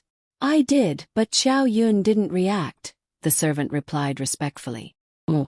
Not even the slightest bit excited. His salary will increase, and he won't have to do any manual labor. Well, I didn't see any excitement from him. However, it's possible that he doesn't know that his salary will increase. After all, he looks quite young. He's not young. He looks to be almost 6,000 years old. Since he knew that he was here to steal the night luminescent pearl, he must know how precious money is. It won't be easy to subdue such a capable person. His birthday will be tomorrow, right? I'll bring him back myself. By now, Xiao Xiao and Yanran had already run to the second town. They had searched every possible place that could have been marked, but Xiao Yun seemed to have disappeared without a trace. Xiao Xiao was getting more and more nervous. Even Yanran, who was usually calm in the face of Mount Tai, was starting to feel uneasy. After all, Xiao Yun was their son. Xiao, there's one last direction we haven't searched. I'm sure he's there. Yanran sat in the carriage and looked at the city walls in front of her. The defenses here seem to be very strong. What kind of city is this? This is an area close to the demon realm. It's the most remote place in the demon realm. It's hundreds of thousands of miles away from the capital. Although father also sent a local official here, the position has always been hereditary. It's only seen once a year and has long since formed its own faction. Xiao Xiao told Yan Ran everything he knew. Yan Ran took out a map and looked at it carefully. This flower city's defenses are very good. It's easy to defend and hard to attack. The surrounding towns are also quite far away. It's a gate to the demon realm. However, if they join forces with the demon realm, they'll become the most dangerous border of the demon realm. This is the last city we haven't searched yet. Xiao, I hope that Yuner is here. Should we go see the local official first? Xiao Xiao asked. Yanran raised her hand. No, we'll disguise ourselves and go in first. We'll search for Yuner's whereabouts first. The two disguised themselves and pretended to be ordinary citizens of the Devil Realm. Xiao Xiao painted his face black, hiding all his magnificence under the black, while Yanran stuffed a few balls of cotton all over her body, dressing herself up as a middle-aged woman. She had a stocky back and a bear-like waist, which made her look particularly fat. Her face was even uglier. Looking from afar, she and Xiao Xiao looked like farmers. Yanran, should I put a horn on my head to make it look more realistic? Yanran looked at Xiao Xiao. She didn't know where he got a horn and put it on his head. What's the use of just having a horn? You're still missing an eye. Yanran took off his horn. Still cuter like this. That won't do. I have to have two eyes to look at you. Otherwise, I won't be able to electrocute you.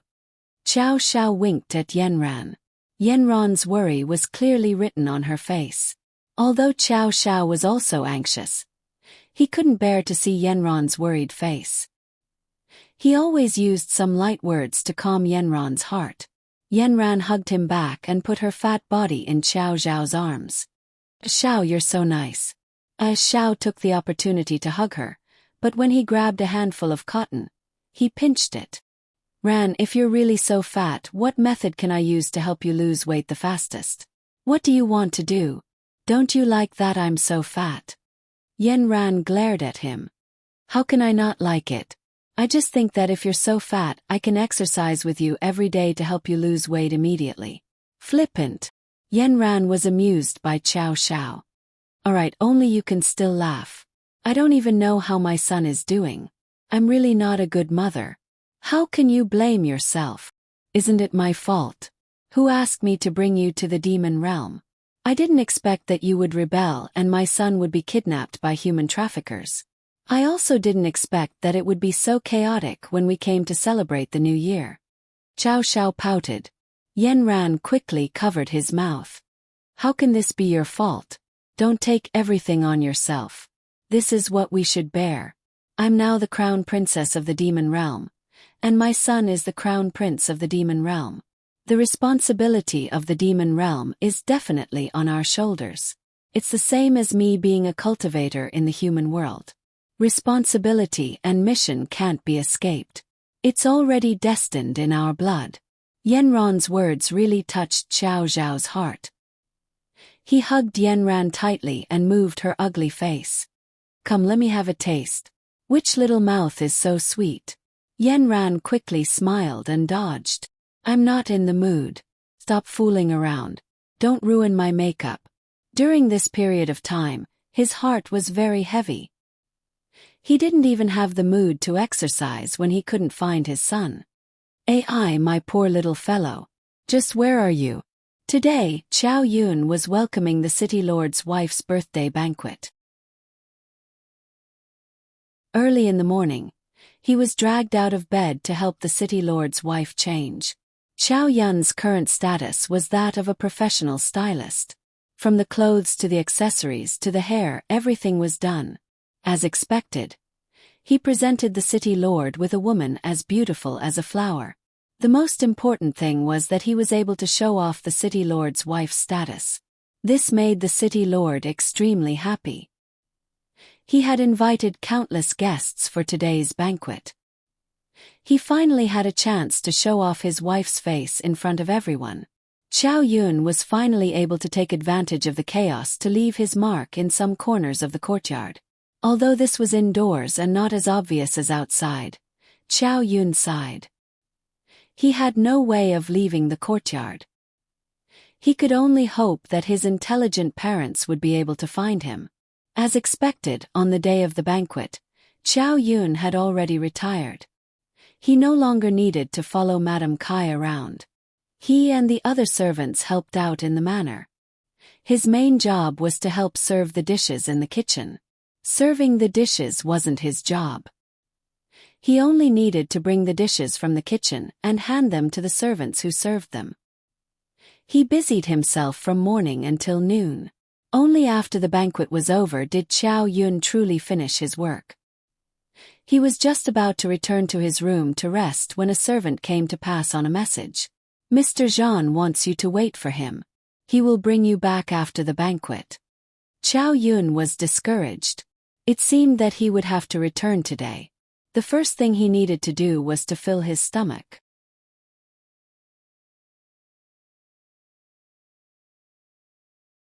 Chapter 356. Aran, it looks like there's something wrong with our outfits. We wanted to dress as normal as possible, but there's no way we'll be able to get in. Xiao Xiao looked at the endless stream of people coming in and out, then looked at his and Yanran's outfits and shook his head. Aran, if we go in like this, people will probably think we're here to deliver food. Can't we just dress up as gift givers? Yanran stared at the front door. She said to Xiao Xiao, "That's a good idea. Let's go deliver the food." Xiao Xiao and Yanran followed a group of people who were delivering vegetables. They knocked two of the people unconscious and took the two people's entry tokens. They pushed a cart of vegetables into Lady Kai's courtyard from the back door. "Hey, you two don't look familiar. Which family are you from?" They were stopped as soon as they entered. Xiao Xiao hurriedly handed over the plate. "We're from the Zhang family. Two of our food deliveries are sick today, so my wife and I are here to replace them. It's our first time here, so we don't know where to send the food." Xiao Xiao smiled fawningly. Yanran lowered her head and didn't say anything. She knew that Xiao Zhao's acting skills would be able to handle this. As expected, the man looked at the plate, then at Xiao Xiao. "Today is Madame Kai's birthday, so you'd better be quick about it. Once you've delivered the food, put it away and leave. It's a bit chaotic here today, so don't cause any trouble." "Oh, don't worry. We'll leave as soon as we're done. We won't cause you any trouble." He took out 2 buns he'd bought at the entrance and gave them to the man. The man pretended to be polite, then smiled and let Xiao Xiao and Yanran in. Yanran secretly gave him a big thumbs up. Xiao Xiao was pleased. "Aran, I'm not an award-winning actor for nothing." The two of them followed the food delivery team to the kitchen. After they piled up the food, they were chased away. Then he heard someone calling from the kitchen, Tai Dan Wong Kai, hurry up and deliver the food. Don't dawdle here. The two of them quickly hid in the dark. Looking at the people coming and going, the two of them began to quickly change their clothes. In the blink of an eye, Xiao Xiao and Yanran, who were dressed as an ordinary middle-aged couple, repeated the same mistake and swaggered out. They stopped a servant and asked for directions to the front yard. They turned around and went straight to the front yard. The two of them didn't expect Xiao Yun to be serving the dishes next door. Just like that, the whole family missed each other. The front yard was very lively. Xiao Xiao and Yanran sneaked in, picked 2 empty seats, and pretended to greet the people around them. Then they began to eat with the others. Xiao Xiao ate and started chatting with the person next to him. Coincidentally, when the person next to him heard that they were from another place, he immediately started bragging. Madam Kai and the chief official here, Kai Kua, were the city lords of this town. They had been passed down for generations and had the power to decide life and death in this place. Xiao Xiao and Yanran looked at each other. It was just as they thought. This place was no longer under the jurisdiction of the demon realm. Doesn't Master Kai also receive a salary from the demon realm? Yanran asked curiously. What's that little salary? Can Lord Kai still rely on that little bit of pocket money? He can get whatever he wants here. He can make any policy he wants. Isn't he the one who has the final say? We can only keep paying him tribute. How can we use that little bit of pocket money? Is this place very rich? Xiao Xiao was also quite curious. Of course, we are much more advanced than other places in the demon realm. Master Kai and the others have already opened a trade channel with the demon realm. The demon realm has money, but it's too poor. They don't have enough resources.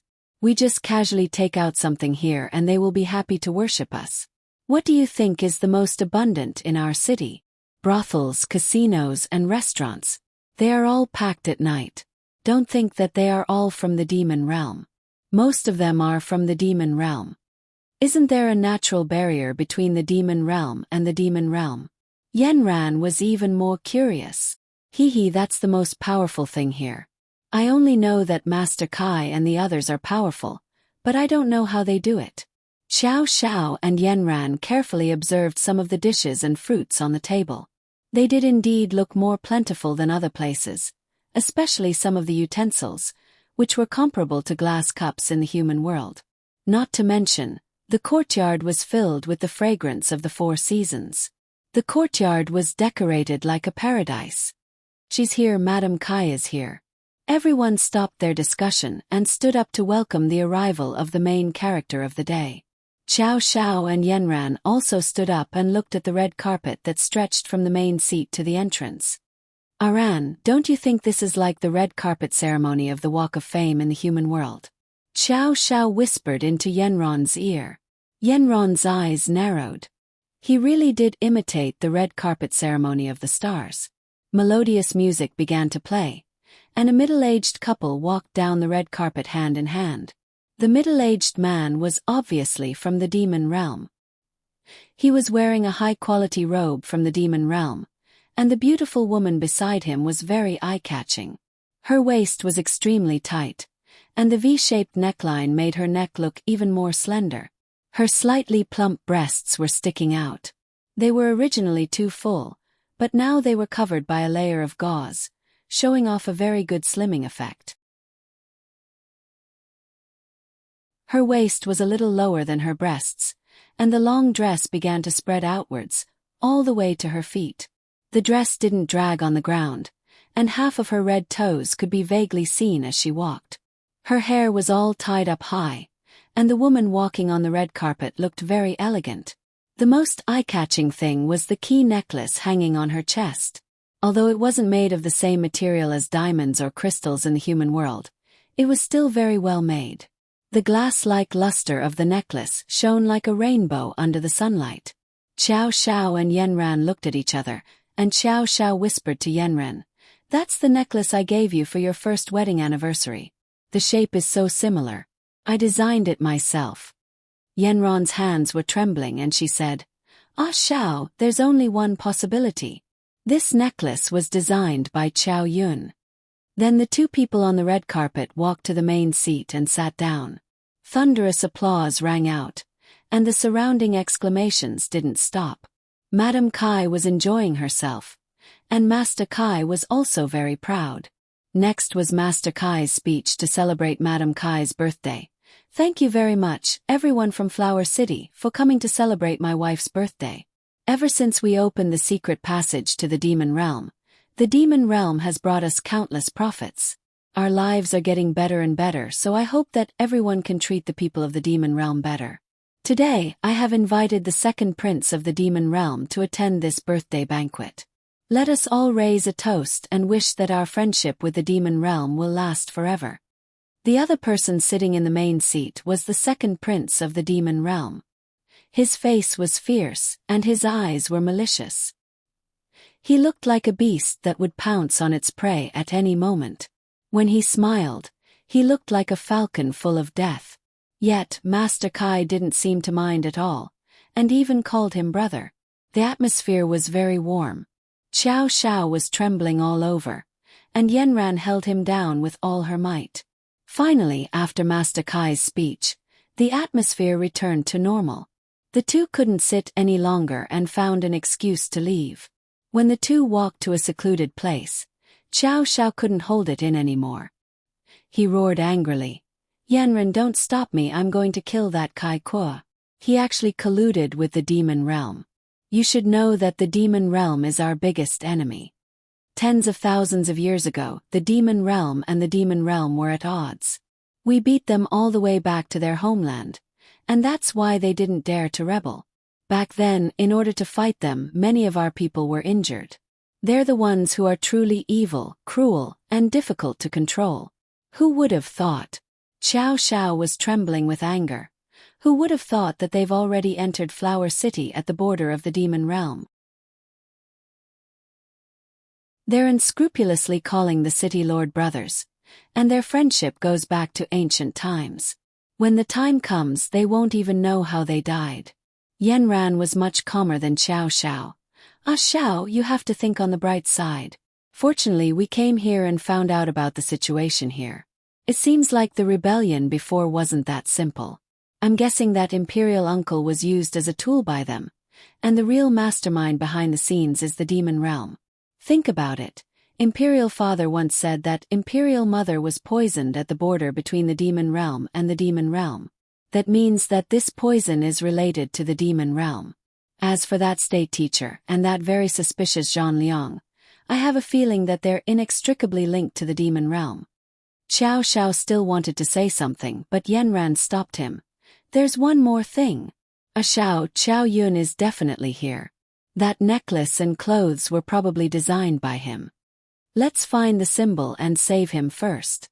And I think you'll have to go back and call for reinforcements. I'll send a message back right now and ask Aunt to bring people over. This doesn't conflict with us looking for someone. Okay, you go send the message. I'll look for Xiao Yun here. Tonight we'll meet at the brothel we saw yesterday. Xiao Xiao flew off, and Yanran carefully searched the entire courtyard. Now that all the guests were eating, this was a very good opportunity for her. She searched the front hall and the backyard, and finally found the symbol in the corner of the kitchen where they delivered food. Yanran immediately thought that Xiao Yun should be in the kitchen. She regretted it so much that her intestines turned green. Thus, she returned to her appearance of delivering food and stayed in the kitchen for a long time. Even after looking through everyone, she still couldn't find Xiao Yun. She found another two people, and specifically asked about Xiao Yun's appearance, but no one had seen him before. At this time, Xiao Yun had already been called away by Zhang Liang. At this time, he was already on a carriage with Zhang Liang.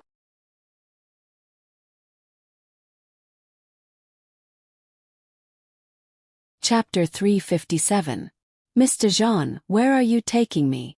Xiao Yun watched as the carriage left Huadu City. The words Huadu were getting further and further away from him. I've raised you for so long. Naturally, I want you to do things for me. Zhang Liang glanced at Xiao Yun. Only now did he realize that Xiao Yun was quite good-looking, except for the birthmark around his eyes. Haven't I been helping you? I've finished all the work you've given me, Qiao Yun said calmly. What's wrong? From your tone it sounds like you're unwilling. Is it so bad to follow me? It's much better than how you used to live by stealing chickens and dogs. Zhang Liang couldn't understand. Why wasn't Qiao Yun like other people? He was burning incense to be able to follow him. Sneaking around isn't good, but I'm free. What's the point of being restricted by you? Qiao Yun sat in the carriage with his back straight. Freedom. You want freedom. Zhang Liang chuckled. Little friend, your request seems a bit too high. After a while, Zhang Liang continued. It's not that you can't do it. As long as you help me and do it well every time, I can let you have 2 days of freedom a week. When Qiao Yun heard this, he thought, good guy giving me 2 days off a week. Did he learn this from the human world? Qiao Yun didn't say anything else, but in Zhang Liang's eyes, they had reached an agreement. However, Zhang Liang continued. Whether or not you have the right to negotiate with me depends on how capable you are. However, in 2 years when you've grown up, I'll help you find a way to remove the birthmark on your face. You can directly go hang a leading role. Qiao Yun's 2 fists were tightly clenched. The carriage traveled for about half a day before Zhang Liang brought Qiao Yun to a neighboring town. He then took out a letter and said to Qiao Yun, Today I told you to do this. If you do it, then I promise you that you will take a day off every week. If I can't do it, Qiao Yun looked up at him. If you can't do it, you'll be demoted to a second-class servant. However, if you can't do it, it depends on whether you can escape with your life. Qiao Yun took the letter. Since the thing you want me to do is so dangerous, then if I finish it I want to take 2 days off every week. Qiao Yun looked at Zhang Liang indifferently. After a long while Zhang Liang said, You're really bold. Those who disobey me all die very miserably.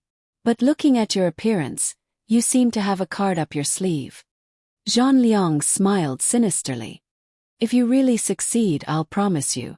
Zhang Liang wanted Qiao Yun to go to the city lord's house to steal their seal and then stamp it on the letter. What does the seal look like?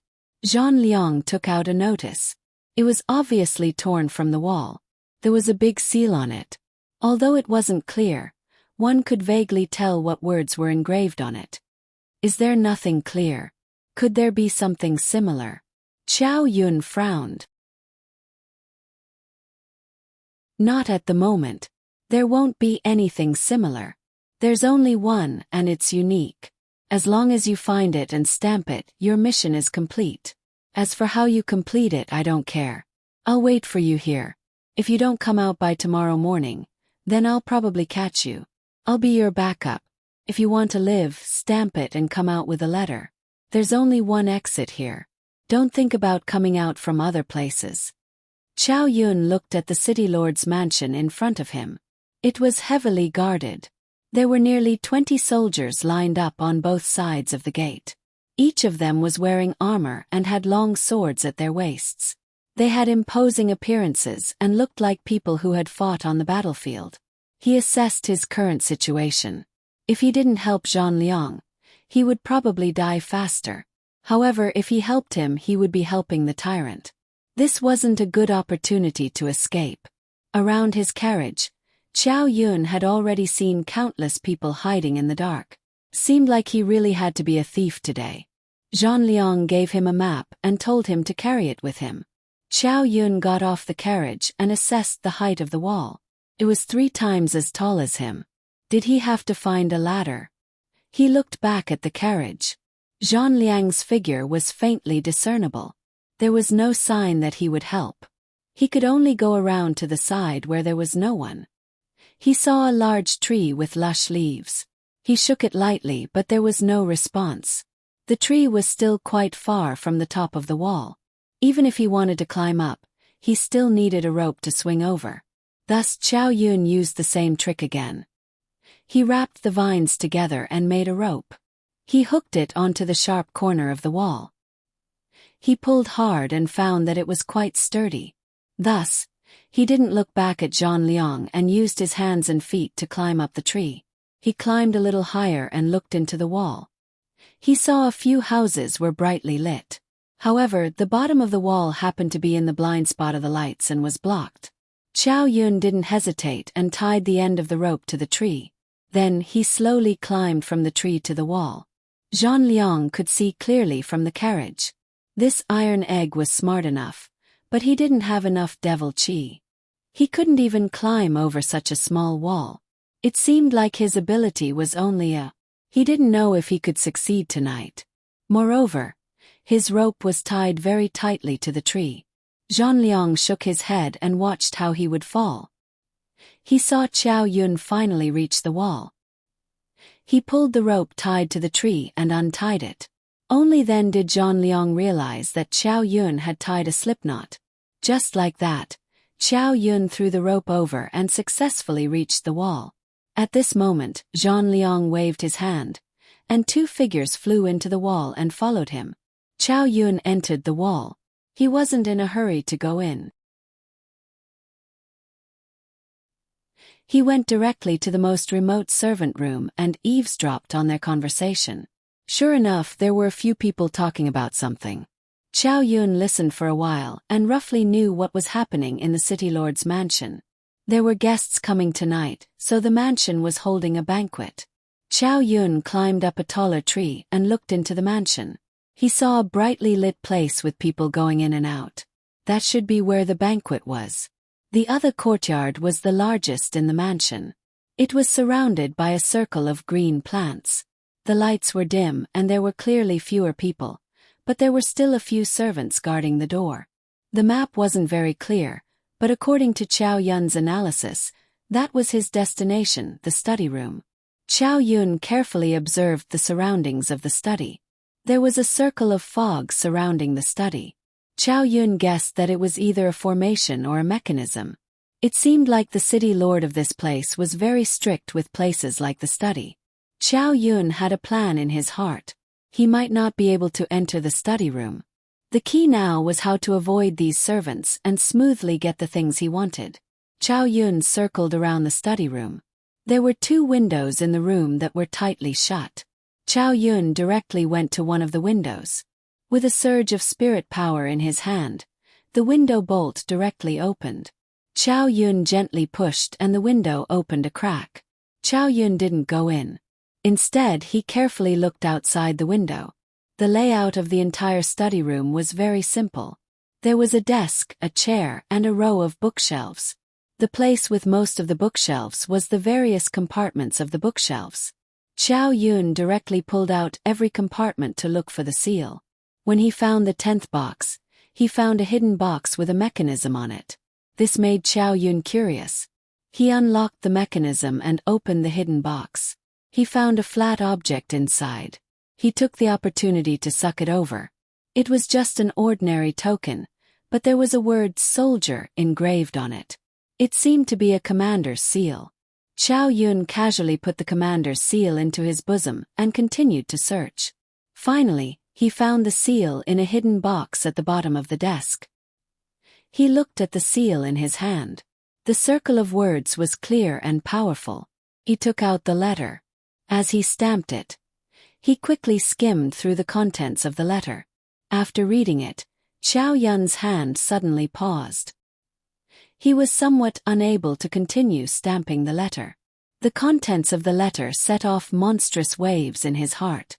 Chow Yun thought of the blurry notice that Zhang Liang had shown him. His heart moved. He purposely dipped a small piece of the mud in the middle of the letter, and then pressed the seal onto the letter. After doing all this, Chow Yun returned the window to its original state. Without alerting any of the servants, he directly left the city lord's mansion. When he sat across from Zhang Liang had just finished his third cup of tea. So fast! Zhang Liang looked at Chow Yun, who was sitting across from him. He was calm and composed, without a trace of nervousness. It was as if he had just gone out for a leisurely walk. Chow Yun handed the sealed letter to Zhang Liang. Zhang Liang carefully looked at it. His eyes revealed a look of admiration. "I really didn't misjudge you. Little thief god, you really aren't simple." He casually took out a night pearl and handed it to Chow Yun. "This is a reward for you. Take it." After that, he laughed happily, and the group of carriages immediately started moving, heading towards the city's foothold. When they arrived at a courtyard in the city, Zhang Liang let Chow Yun rest first. Then, he called the two servants who were following them over and had them report the situation in the city lord's mansion in detail. The two servants vividly described Chow Yun's intelligence, far-sightedness, and boldness. He first went to Servant Yun's room to inquire about the situation in the residence, and when he found out that there was a banquet, he followed the map to the study room. That was a place we had not attacked for a long time, and we were blocked every time. However, Chow Yun had a way. He opened the window somehow, and with just a stretch of his hand, the things in the study room fell into his hands. It was really too miraculous.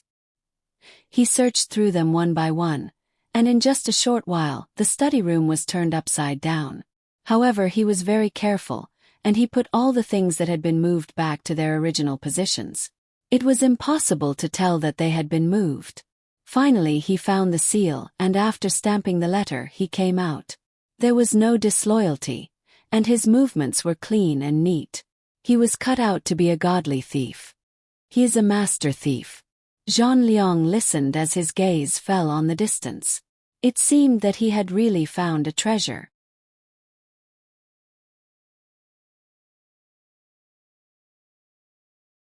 Chapter 358.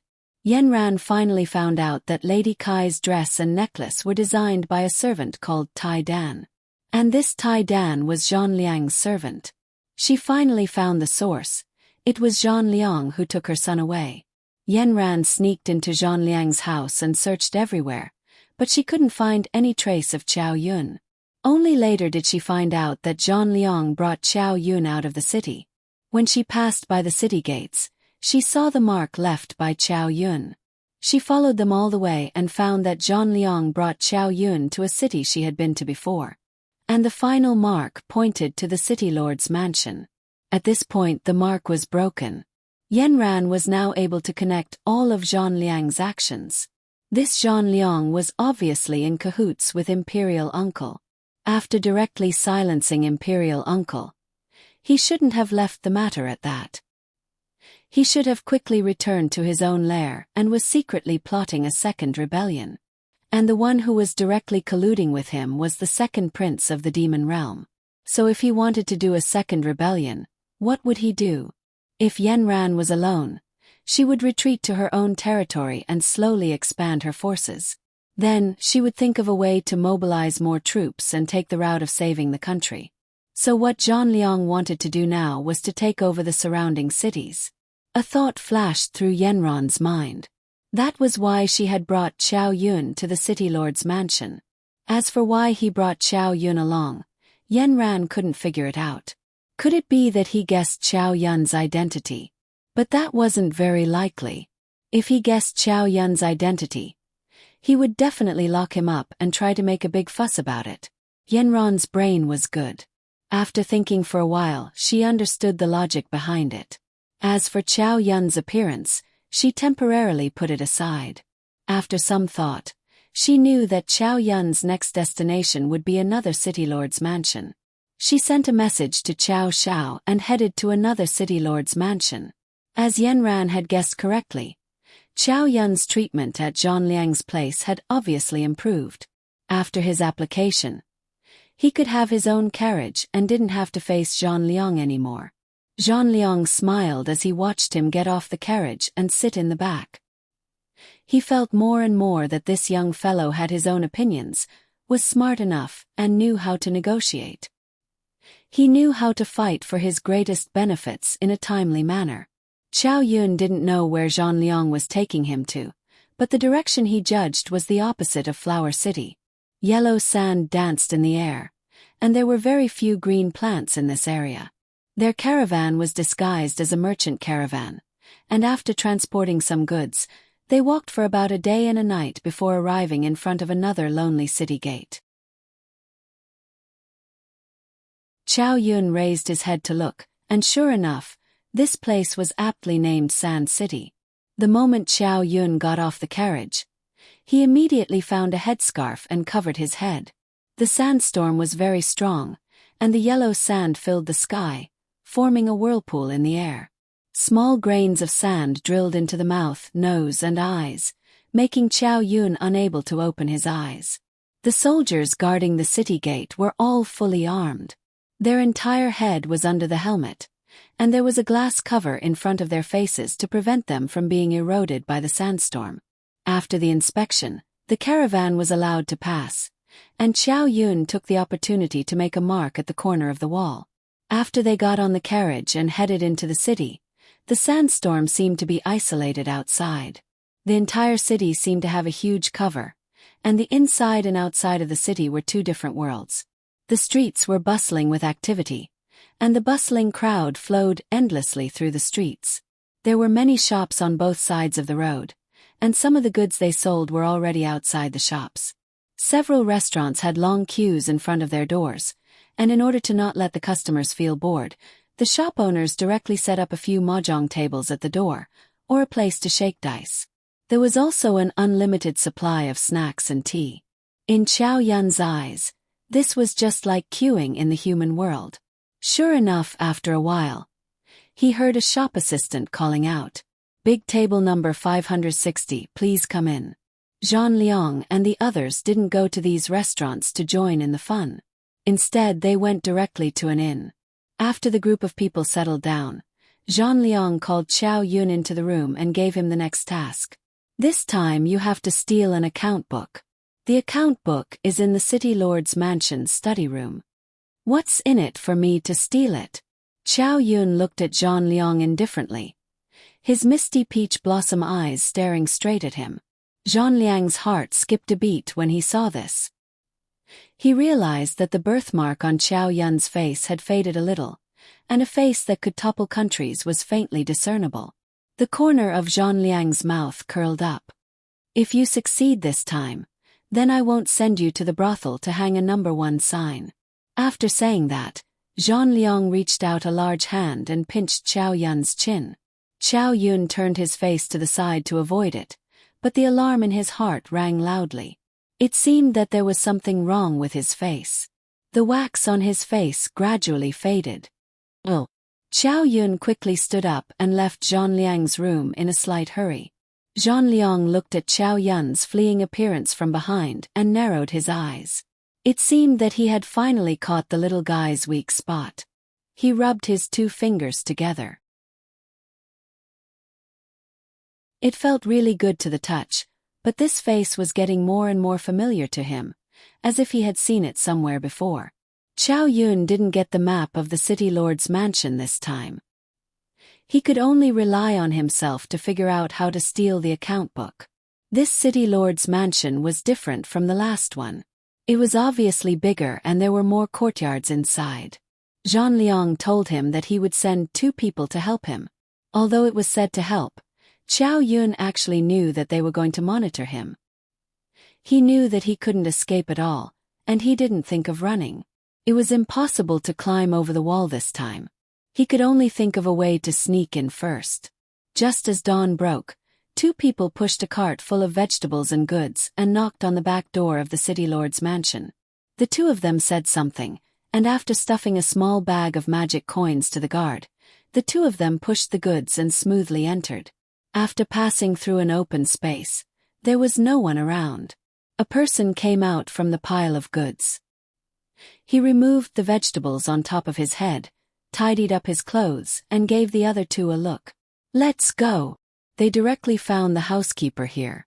Xiao Yun directly said who introduced the 3 of them and prepared to do odd jobs for the day. The 3 of them smoothly changed into servants' clothes and followed the others to work. Because Xiao Yun looked young, he was directly arranged to go to the kitchen. The other 2 were adults and were arranged to go to the garden. When the 3 of them separated, the 2 people patted Xiao Yun on the shoulder. "Come on, Tai Dan, work hard." The strength of their hands was obviously a little strong, and the hint was obvious. Xiao Yun went to the kitchen. He was already familiar with everything here. His task was to light the fire, which he had taken the initiative to fight for. He wanted to find a chance to cover his face. It was too conspicuous. He squatted on the ground and worked for about 2 hours. His small face was quite dark, and there were traces of smoke all over his body. Only a pair of bright eyes were still blinking. "Taidan, what happened to you? You're so dirty. Hurry up and wash up. Did you choke badly?" An ant looked at Xiao Yun pitifully and asked him to quickly clean up. This was exactly what Xiao Yun wanted. He went next door to the pool outside the door and washed himself. Then, he took out the wax that he had placed in the bracelet and applied a thin layer on it. After it dried, he looked at himself in the reflection of the water and turned back into his ugly self. When Xiao Yun returned to the kitchen, he saw a few maids coming to take some fruit. He quickly rushed up. "Sisters, where are you taking the fruit? It's a little heavy. Let me help you carry it." The maids looked at Xiao Yun. Although the birthmark on his face covered some of his beauty, his cute appearance was still very likable. "Are you new? I've never seen you before. Sisters, this is my first day here. I admire the city lord's mansion to the extreme. I've accumulated good karma in my previous life to have the chance to see it." Xiao Yun's mouth was as if it was smeared with honey. The maids giggled. "Take the fruit and follow behind us. The city lord is receiving guests in the study. We'll take you to see him." Xiao Yun quickly took the fruit and put it in a box. He followed the maids outside. They walked for a long time, passing by pavilions, small bridges, and flowing water. They stopped in front of a house surrounded by green plants. Along the way, Xiao Yun praised the city lord's mansion to the heavens. He praised the city lord's mansion as if it was a devil's palace. The sisters were like fairies that had descended to the mortal world. The maids directly coaxed him into the study. One of the sisters said, "Don't make a sound later. After entering the study, put the fruit box on the table and stand to the side. We'll take care of the rest." Xiao Yun and the maids walked in while the guests were talking. Xiao Yun saw a man with a big beard sitting in the main seat. There were 2 guests beside him. Xiao Yun guessed that the person sitting in the main seat was the city lord. Xiao Yun put the fruit on the table and then stood to the side. The sisters began to busy themselves.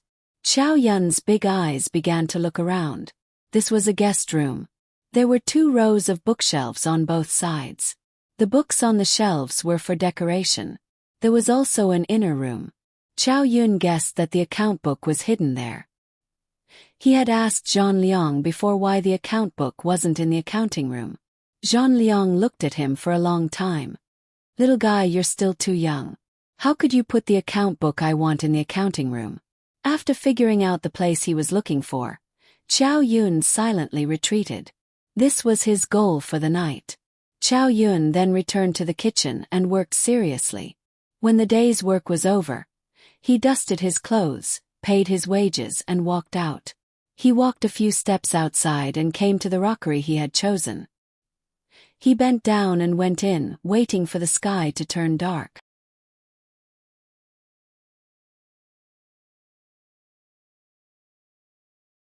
Chapter 359. "Xiao Yun, there's no one around. Why don't you run?" Kong Xiaoming suggested to Xiao Yun through the bracelet. "Even if I run out of this door, I won't be able to escape Zhang Liang's control. This area is his territory." Xiao Yun said calmly. "Then you really have to help him steal the account book." Kong Xiaoming didn't know what to do. "It's not certain if I can steal it. This place is much stricter than the city lord's mansion. Let's take it one step at a time." Xiao Yun made a mark next to the rockery and directly took a nap in the rockery cave. It was not until late at night when the moonlight shone over the entire castle and the voices gradually faded away that Xiao Yun opened her eyes and prepared to take action. Late at night, the city lord's mansion seemed to be covered by a thick layer of fog. The yellow sand outside the city seemed to be even more rampant at night. Xiao Yun had just come out of the rockery when he heard the sound of the wind. It was like the beating of a drum in the distance, but also like the sound of a horn on a battlefield. Chow Yun tightened the cuffs on his hands and carefully observed the patrolling guards. From his previous observation, there was only a 5-minute gap between the first patrol and the second patrol. He needed to walk from the rockery to the study room and pass through 5 intersections. Even if he jogged, it would still take him 20 minutes. Chow Yun saw a small bridge about 100 meters away from him and rushed towards it. When he reached the side of the bridge, he flipped over and hid in the opening of the bridge. He spread his arms and legs wide open and grabbed onto the 4 stones at the bottom of the bridge. His entire body was like a gecko as his face faced Chi Yong below. The moonlight was covered by the fog and only a little could pass through. At this time it was a great help to Chow Yun. He used all his strength to grab onto the stones and calculated the time it would take for the patrolling guards to pass through. Sure enough, after a while, a group of guards walked past. Chow Yun listened to the rhythmic footsteps above his head.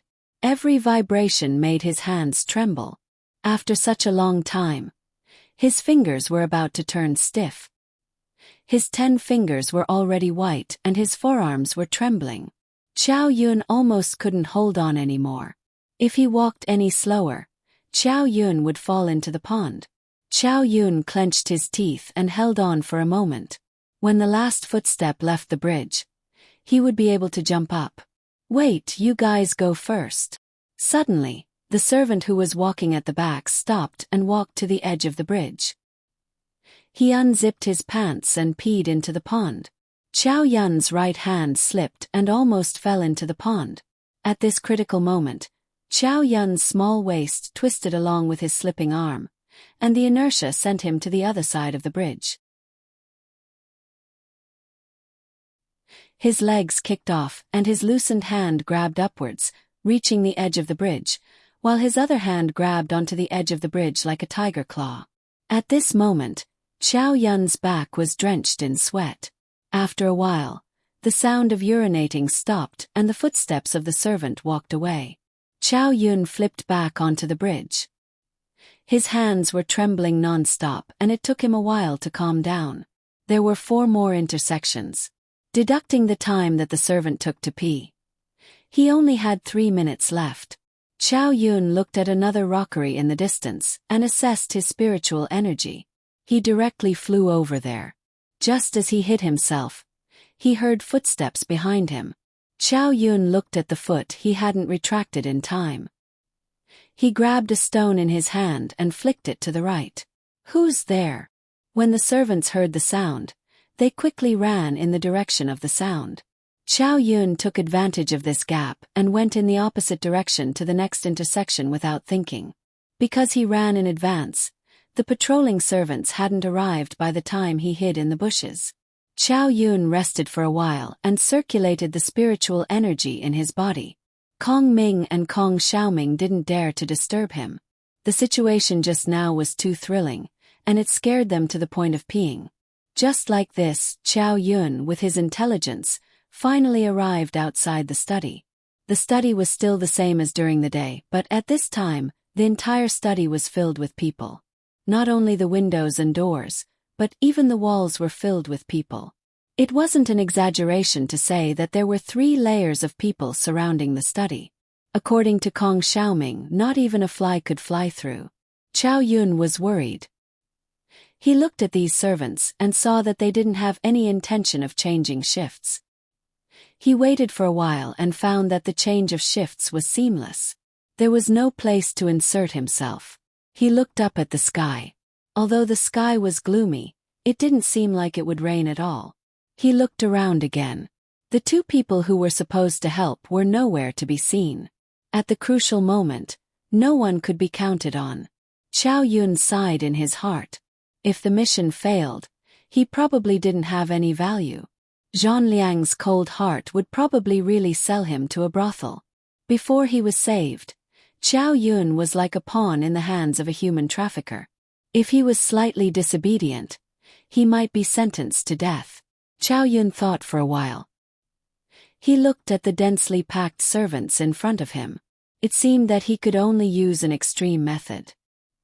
He withdrew from his hiding place in front of the door and turned to the other side. He saw that there was also a courtyard inside. It was just that the courtyard wasn't big and the room wasn't spacious. From afar, from the shadows in the window, it seemed to be two women. Chow Yun sighed in his heart. It seemed that he had to let you down. I hope you can move faster and escape. Then, Chow Yun immediately used his spiritual power to throw the lantern hanging at the door into the grass on the ground. The lantern tilted and a spark landed on the ground. A small piece of grass was immediately ignited. Seeing that the fire was too small, Chow Yun did the same with the other lanterns. Soon the courtyard was burned to a crisp. Then, he directly threw a large rock at the door. The two people in the room asked who it was, but there was no response for a long time. Thus one of them opened the door to check. With just a glance, she was frightened and immediately called for the other woman in the room to run out of the courtyard. Chow Yun looked at the two people who escaped in a sorry state. They were only wearing a single layer of clothes and an outer robe. He let out a sigh of relief. Then, he immediately increased the intensity of the fire in the courtyard and spread it to a higher place. The two women also screamed in panic at the door. Their screams and the intensity of the fire ignited the entire city lord's mansion. The servants standing at the door of the study were the closest. At this moment, they didn't hesitate and immediately rushed to the burning courtyard. In just a short while, the number of people surrounding the third floor was reduced to 10 people. After a while they heard people shouting from afar, "Someone come and help, the fire is too big." The people at the door of the study looked at each other. In the end, one of them gritted his teeth and said, "You two watch the door. We'll go put out the fire. If there's anything we don't understand, immediately call for us." After that, only 2 people were left at the door of the study. Chow Yun immediately moved like a rabbit. Taking advantage of the chaos, he directly used his spiritual power to open the window. Then he went in. Outside there was a hubbub of people running around. They were all people carrying water back and forth. However, inside the study it was so quiet that one could hear a pin drop. With the help of the fire outside the window, Chow Yun looked at the layout of the study. It was so simple that everything was clear at a glance. Chow Yun was extremely suspicious of whether the account book was in the study. Other than the table, chairs and pen and ink, there wasn't even a book to be seen. Chow Yun thought of the large bookcase in the outer room. Could it be that the account book was hidden there? Chow Yun knocked on the walls of the entire inner room, but there was no abnormal sound. He could only go to the outer room and look at the large bookcase. However, the books of the demon realm were really too complicated. Chow Yun couldn't understand some of them at all. Chow Shao had taught him some of the simpler ones, but Chow Yun couldn't understand the complicated ones that were like scribbles. Kong Ming, Kong Xiaoming, I'm counting on you. As long as it looks like an account book, pick it out for me. Chow Yun directly ordered. Kong Ming and Kong Xiaoming opened their eyes in the bracelet. They carefully scanned the large bookcase on both sides from top to bottom and picked out all the books with the word account book written on the cover. Chow Yun took a look. There were at least 20 account books picked out by the two. They were so thick that they were almost half the height of a person. How was he going to transport them out? Just as he was at his wit's end, Kong Ming and Kong Xiaoming reminded him, "Leave them with us. You can take them out together." Chow Yun's eyes lit up. That's right, how could he have forgotten about this space? He directly threw the books into the bracelet. With so many books, Kong Ming and Kong Xiaoming were overjoyed. The two of them began to read eagerly. Looking at the two of them, Chow Yun made a mental note to feed these 2 book spirits regularly so that they would be happy. Chow Yun's work was done. He took a few books from the bottom and top of the bookcase and placed them in the middle. This way, his line of sight would be fuller. He had to leave the city lord's mansion early tonight. He definitely wouldn't be able to stay until morning.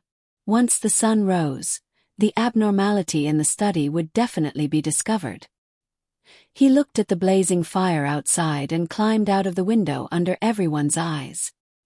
He then ran directly into the crowd of people putting out the fire. The people putting out the fire were all in a sorry state and had dark faces. When Chow Yun rushed over, his face was already smeared with black mud. Seeing that someone had come to help, a servant stuffed a bucket to him and said, "Go and fill it with water." Chow Yun immediately ran in the direction of the kitchen. As he ran, he threw away the bucket and rushed to the door.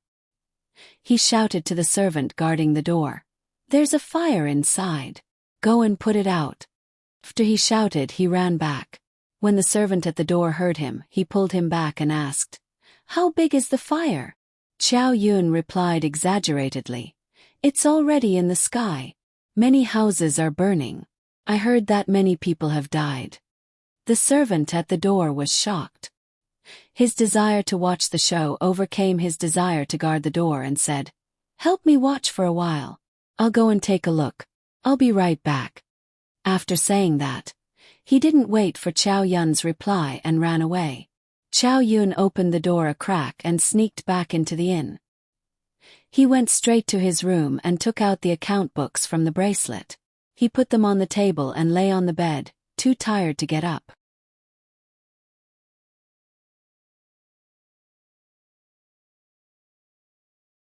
Chapter 360. Chow Yun, don't sleep yet.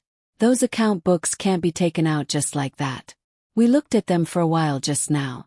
There's something fishy about them, Kong Xiaoming shouted from the bracelet.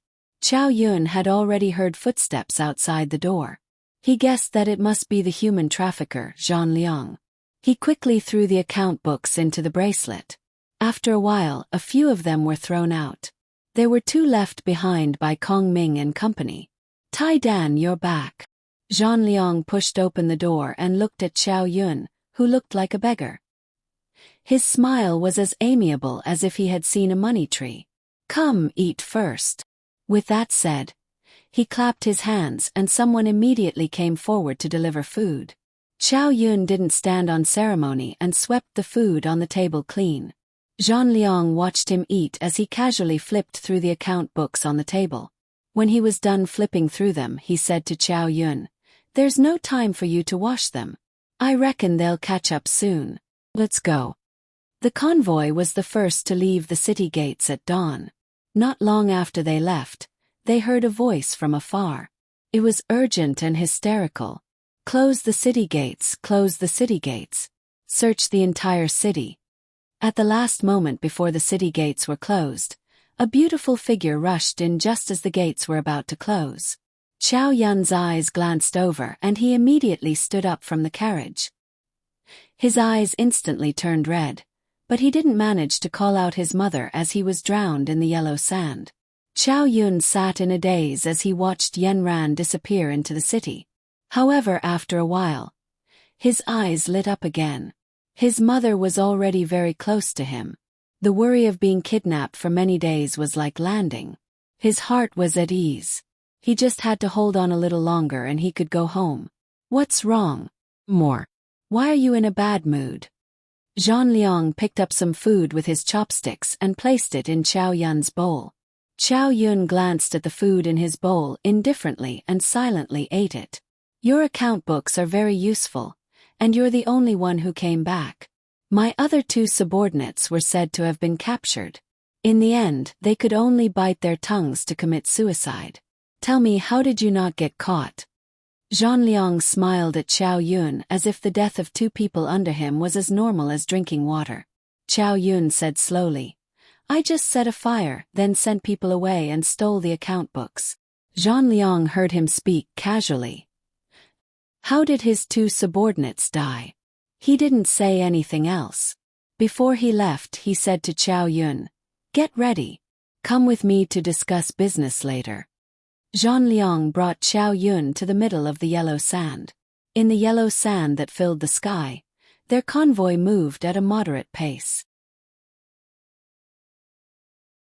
Just as Chow Yun felt that they had entered the depths of the desert, the scene in front of him suddenly changed. The yellow in front of him suddenly added a bit of green.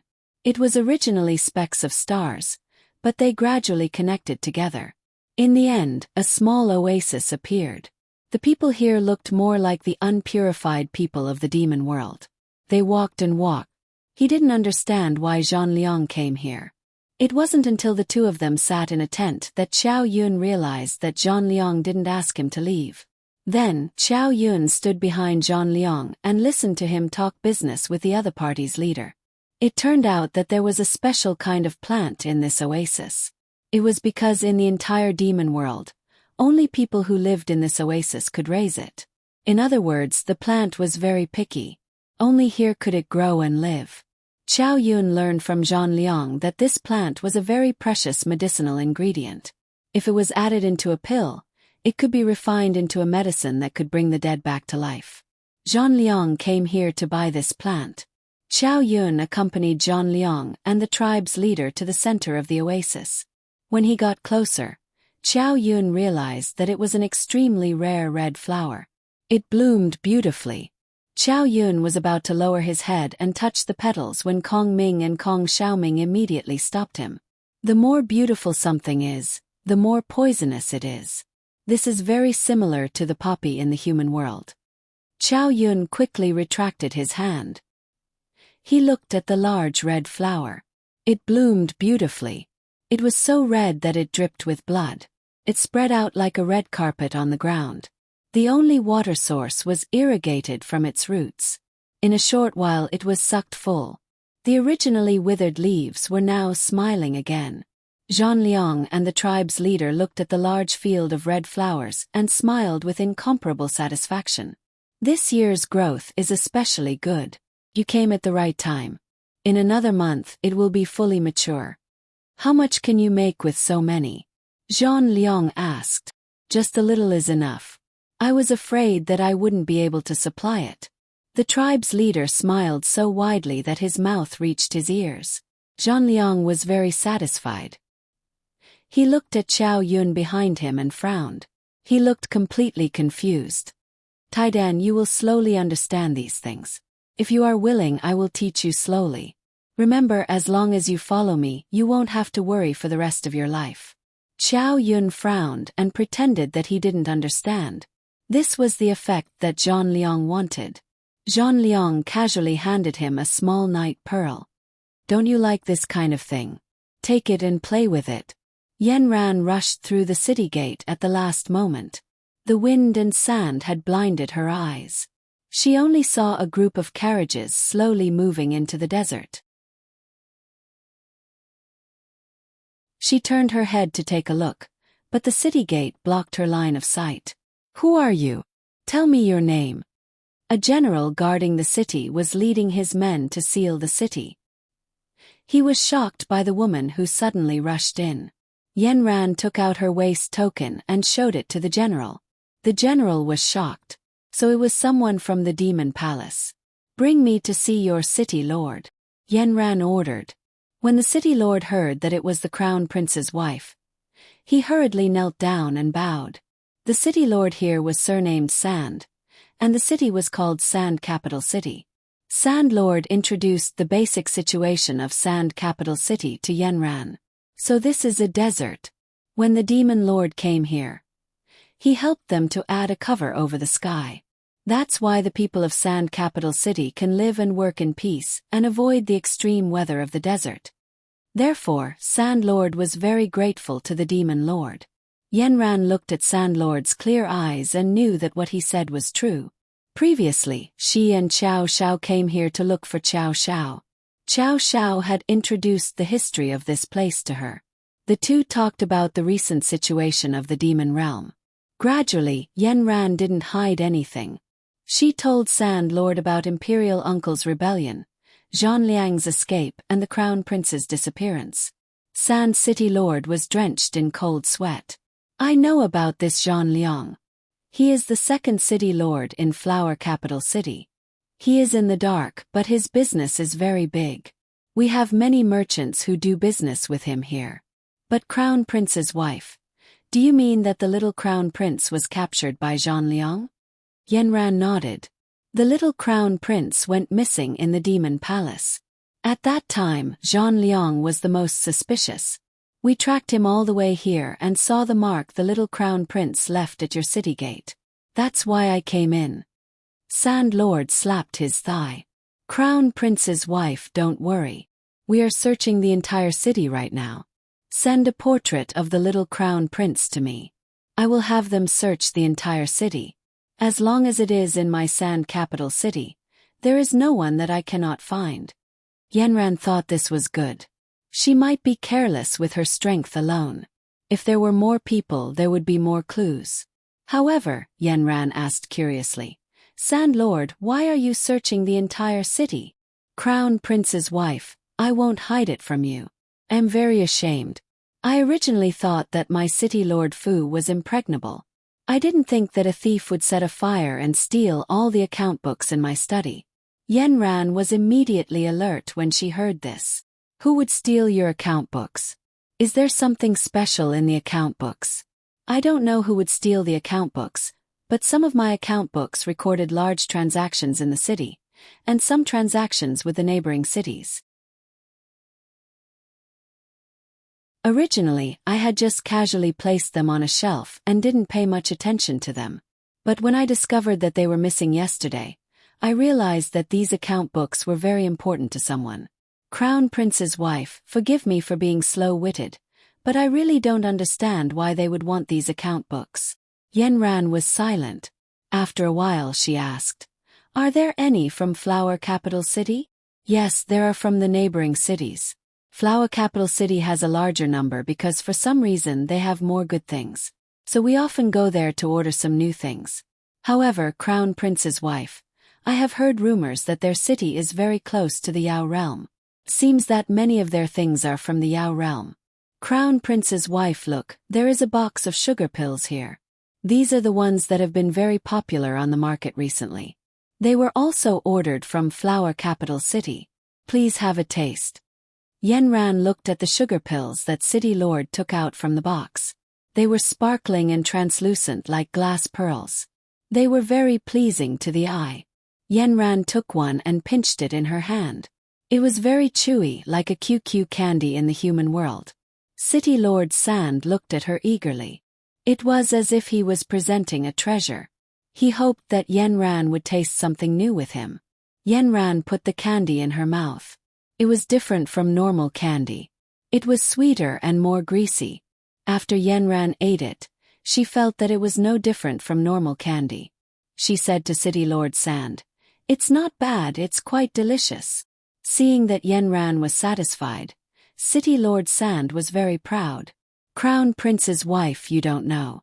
You don't feel anything when you eat the first one, but after you eat the second and third one, you will find that it tastes better and better.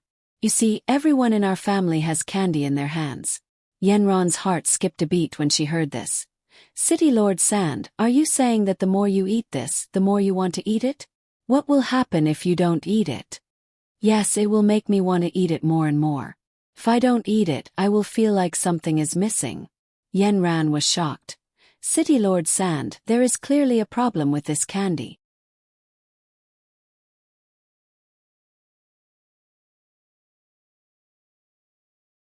Chapter 361. Zhang Liang brought Qiao Yun out of the oasis in the desert. Then the convoy rushed to another area. That was also the hinterland of the desert. Recently, Qiao Yun had wrapped his entire head. The wind and sand were too strong, raging back and forth in the desert. If he was not careful, it would enter his eyes, nostrils, and ears. When they finally got out of the car and saw the locals, they realized that the locals were much better equipped than them. Everyone was wearing something similar to a gas mask when they went out. When he also received a gas mask, Qiao Yun finally felt much better. He touched his skin that had been dried by the wind and sand. It no longer felt as smooth and tender as before. His father was probably going to nag him again. He shook the headscarf that he had wrapped around his head. He heard the rustling sound of sand falling down. Some of it could not be shaken clean at all. It was embedded in the fibers of the headscarf just like that. Soon the gas mask did not take long. Qiao Yun followed Zhang Liang and the others through a hole made of sand and walked into an underground kingdom. There was an endless underground palace. There were thousands of people inside. At this moment, everyone was wrapped up tightly.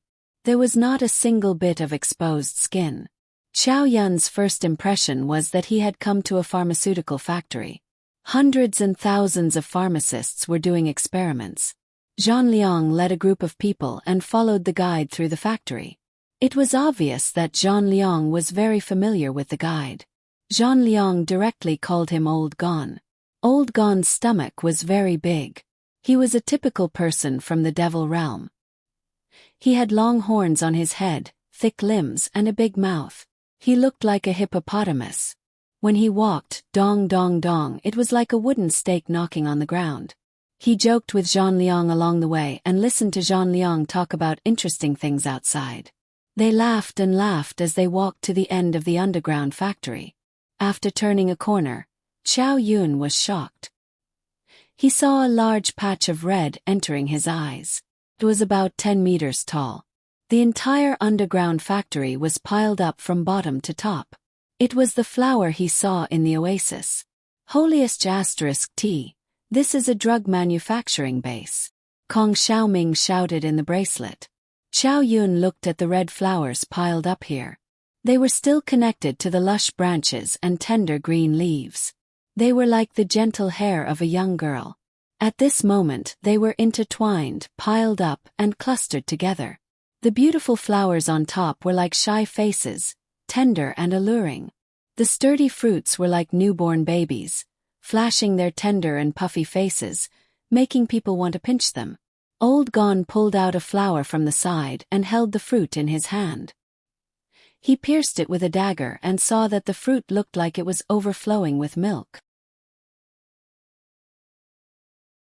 Along the surface of the fruit, a milky white liquid flowed out. It looked pure white and flawless, making people want to get close to it and protect it. After a while, the white liquid that flowed out gradually dried up and finally turned into a dark brown color. Old Gon handed the round fruit in his hand to Zhang Liang. Zhang Liang took it in his hand and looked at it carefully. Then he handed it to Qiao Yun. "Do you want to eat it? It's very sweet." Qiao Yun took the poison that he saw and pretended to be puzzled. "What is this?" Zhang Liang laughed. "You haven't seen it before. This is good stuff." The group of people finished looking at the flowers and came to another warehouse. They saw that this warehouse was filled with countless boxes from bottom to top. Old Gon took out a small box and handed it to Zhang Liang. "The candy this time is sweeter than before. Oh, it looks even more crystalline and translucent. Bruiser, try one." Zhang Liang took out one and handed it to Qiao Yun. "Qiao Yun, don't eat it. This is a drug," Kong Xiaoming shouted in the bracelet. Qiao Yun's eyes flashed as he took the candy and put it in his mouth.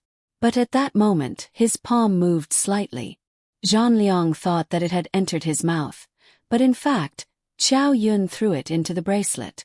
Qiao Yun pretended to chew and said to Zhang Liang with a frown, "There's nothing special about it. It's just a normal candy. It's slightly sweet." Zhang Liang's smile widened. Old Gon smiled sinisterly at this scene and stuffed an entire box of candy into Qiao Yun's mouth for him to eat slowly. Qiao Yun now completely understood that this was a drug factory. The poppy flower was the raw material for their drug production, and the final product was the candy. Qiao Yun's gaze deepened. It seemed that this Zhang Liang was definitely a poisonous snake hiding in the dark. Where was he going to sell so many candy? Lord Sand Dust was shocked by Yenron's words. "Crown Princess, this is just normal candy. What's wrong with it?" Yenran said seriously. "I suspect that this candy is a drug. It's addictive. If you can't eat the candy, you'll lose your mind and crave it. I want to ask Lord Sand Dust, how long have you been eating this candy?" Lord Sand Dust jumped in fright when he heard this. He recalled and said, "This seems to be half a month ago. When my steward went out to purchase, he brought back some. They said that it was very popular on the market. Is there really a problem? I hope my guess is wrong, Lord Shah. How about this? Can you ask all the people in your residence to stop taking this kind of sugar pill? I want to see if something special will happen. That's easy. Lord Sand-Dust waved his hand. Come, gather all the candy in the residence and put them in this hall. Yenran said in time. This may not happen in a short while. How about this? I will draw a portrait of the little crown prince.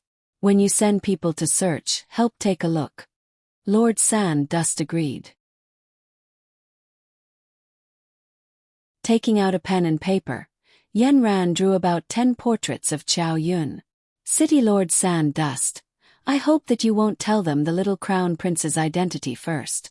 I'm afraid that if his identity is made public, it will bring him more danger. Lord Sand-Dust agreed and immediately handed the 10 portraits to the leader of the search team. Go and check all the outsiders in the city. As long as there are boys around 10 years old, bring them all here. Yenran saw how efficient City Lord Sand-Dust was and secretly praised him. There's one more thing. I'll have to trouble City Lord Sand-Dust to immediately send a message to the Crown Prince. When we were in Flower City, we discovered that Lord Kai Kwa of Flower City was colluding with the second prince of the Demon Realm. The Crown Prince has already gone to mobilize troops. In order to not alert the enemy, I think it's best if we station the troops here first. City Lord Sand-Dust was shocked. Flower City is right next to our Sand City. They actually dared to collude with the Demon Realm. That's practically selling out their own country for glory. Furthermore, I know that the Demon Realm has always had bad intentions. When I was at the border, their second prince also sent people to negotiate with me. He wanted to cooperate with me, but I scolded him and chased him out. So I think now that Flower City has become a subsidiary of the Demon Realm, this battle is imperative. City Lord Sand-Dust stood up heroically. Crown Princess, don't worry. For this battle, our Sand City will be the strongest shield. We also have 10,000 soldiers here. If you want to fight, we will not retreat. Yenran was infected by City Lord Sand-Dust's courage and sincerity. Please send a message immediately. I believe the Crown Prince will be here soon. After the two finished talking, Yenran directly strolled around the City Lord's mansion. The mark that Qiao Yun left for her was here. Soon, she also saw the mark that Qiao Yun left on the side of the fake mountain. Looks like Qiao Yun must have been here before. Yenran continued to follow the mark. In the end, she found the inn where Qiao Yun and the others stayed. In one of the rooms, she also found the mark left behind by Qiao Yun. But from here the clues were cut off. Just as Yenran was frantically searching the Sand City, Crown Prince Qiao Xiao had already transferred a group of troops from his aunt to the Sand City. Along the way, he received a message from Yenran and the City Lord. The troops that were originally going to Flower City changed direction and arrived outside the city. Yenran looked at the travel-worn Crown Prince Qiao Xiao from the city gate tower. Although his face was covered with a headscarf in the sandstorm, the tall and straight temperament and the figure riding on the magic beast let her know that this was her lover. The troops were welcomed in and specially found an open space for them to set up camp. Qiao Xiao and Yenran came to the City Lord's mansion together to face the terrible situation in the mansion. The first to act up was the City Lord's wife. She loved to eat sweets. Since the sugar pills were sent to her, she could eat several a day. After half a month, she ate several boxes of them. The next morning after the sugar pills stopped, the City Lord's wife seemed to have gone crazy and crazily shouted for sweets in the room. The maids gave her other sweets, but she couldn't eat them at all. At first she was noisy for a while, but after a while she was fine. But later, the episodes became more and more frequent.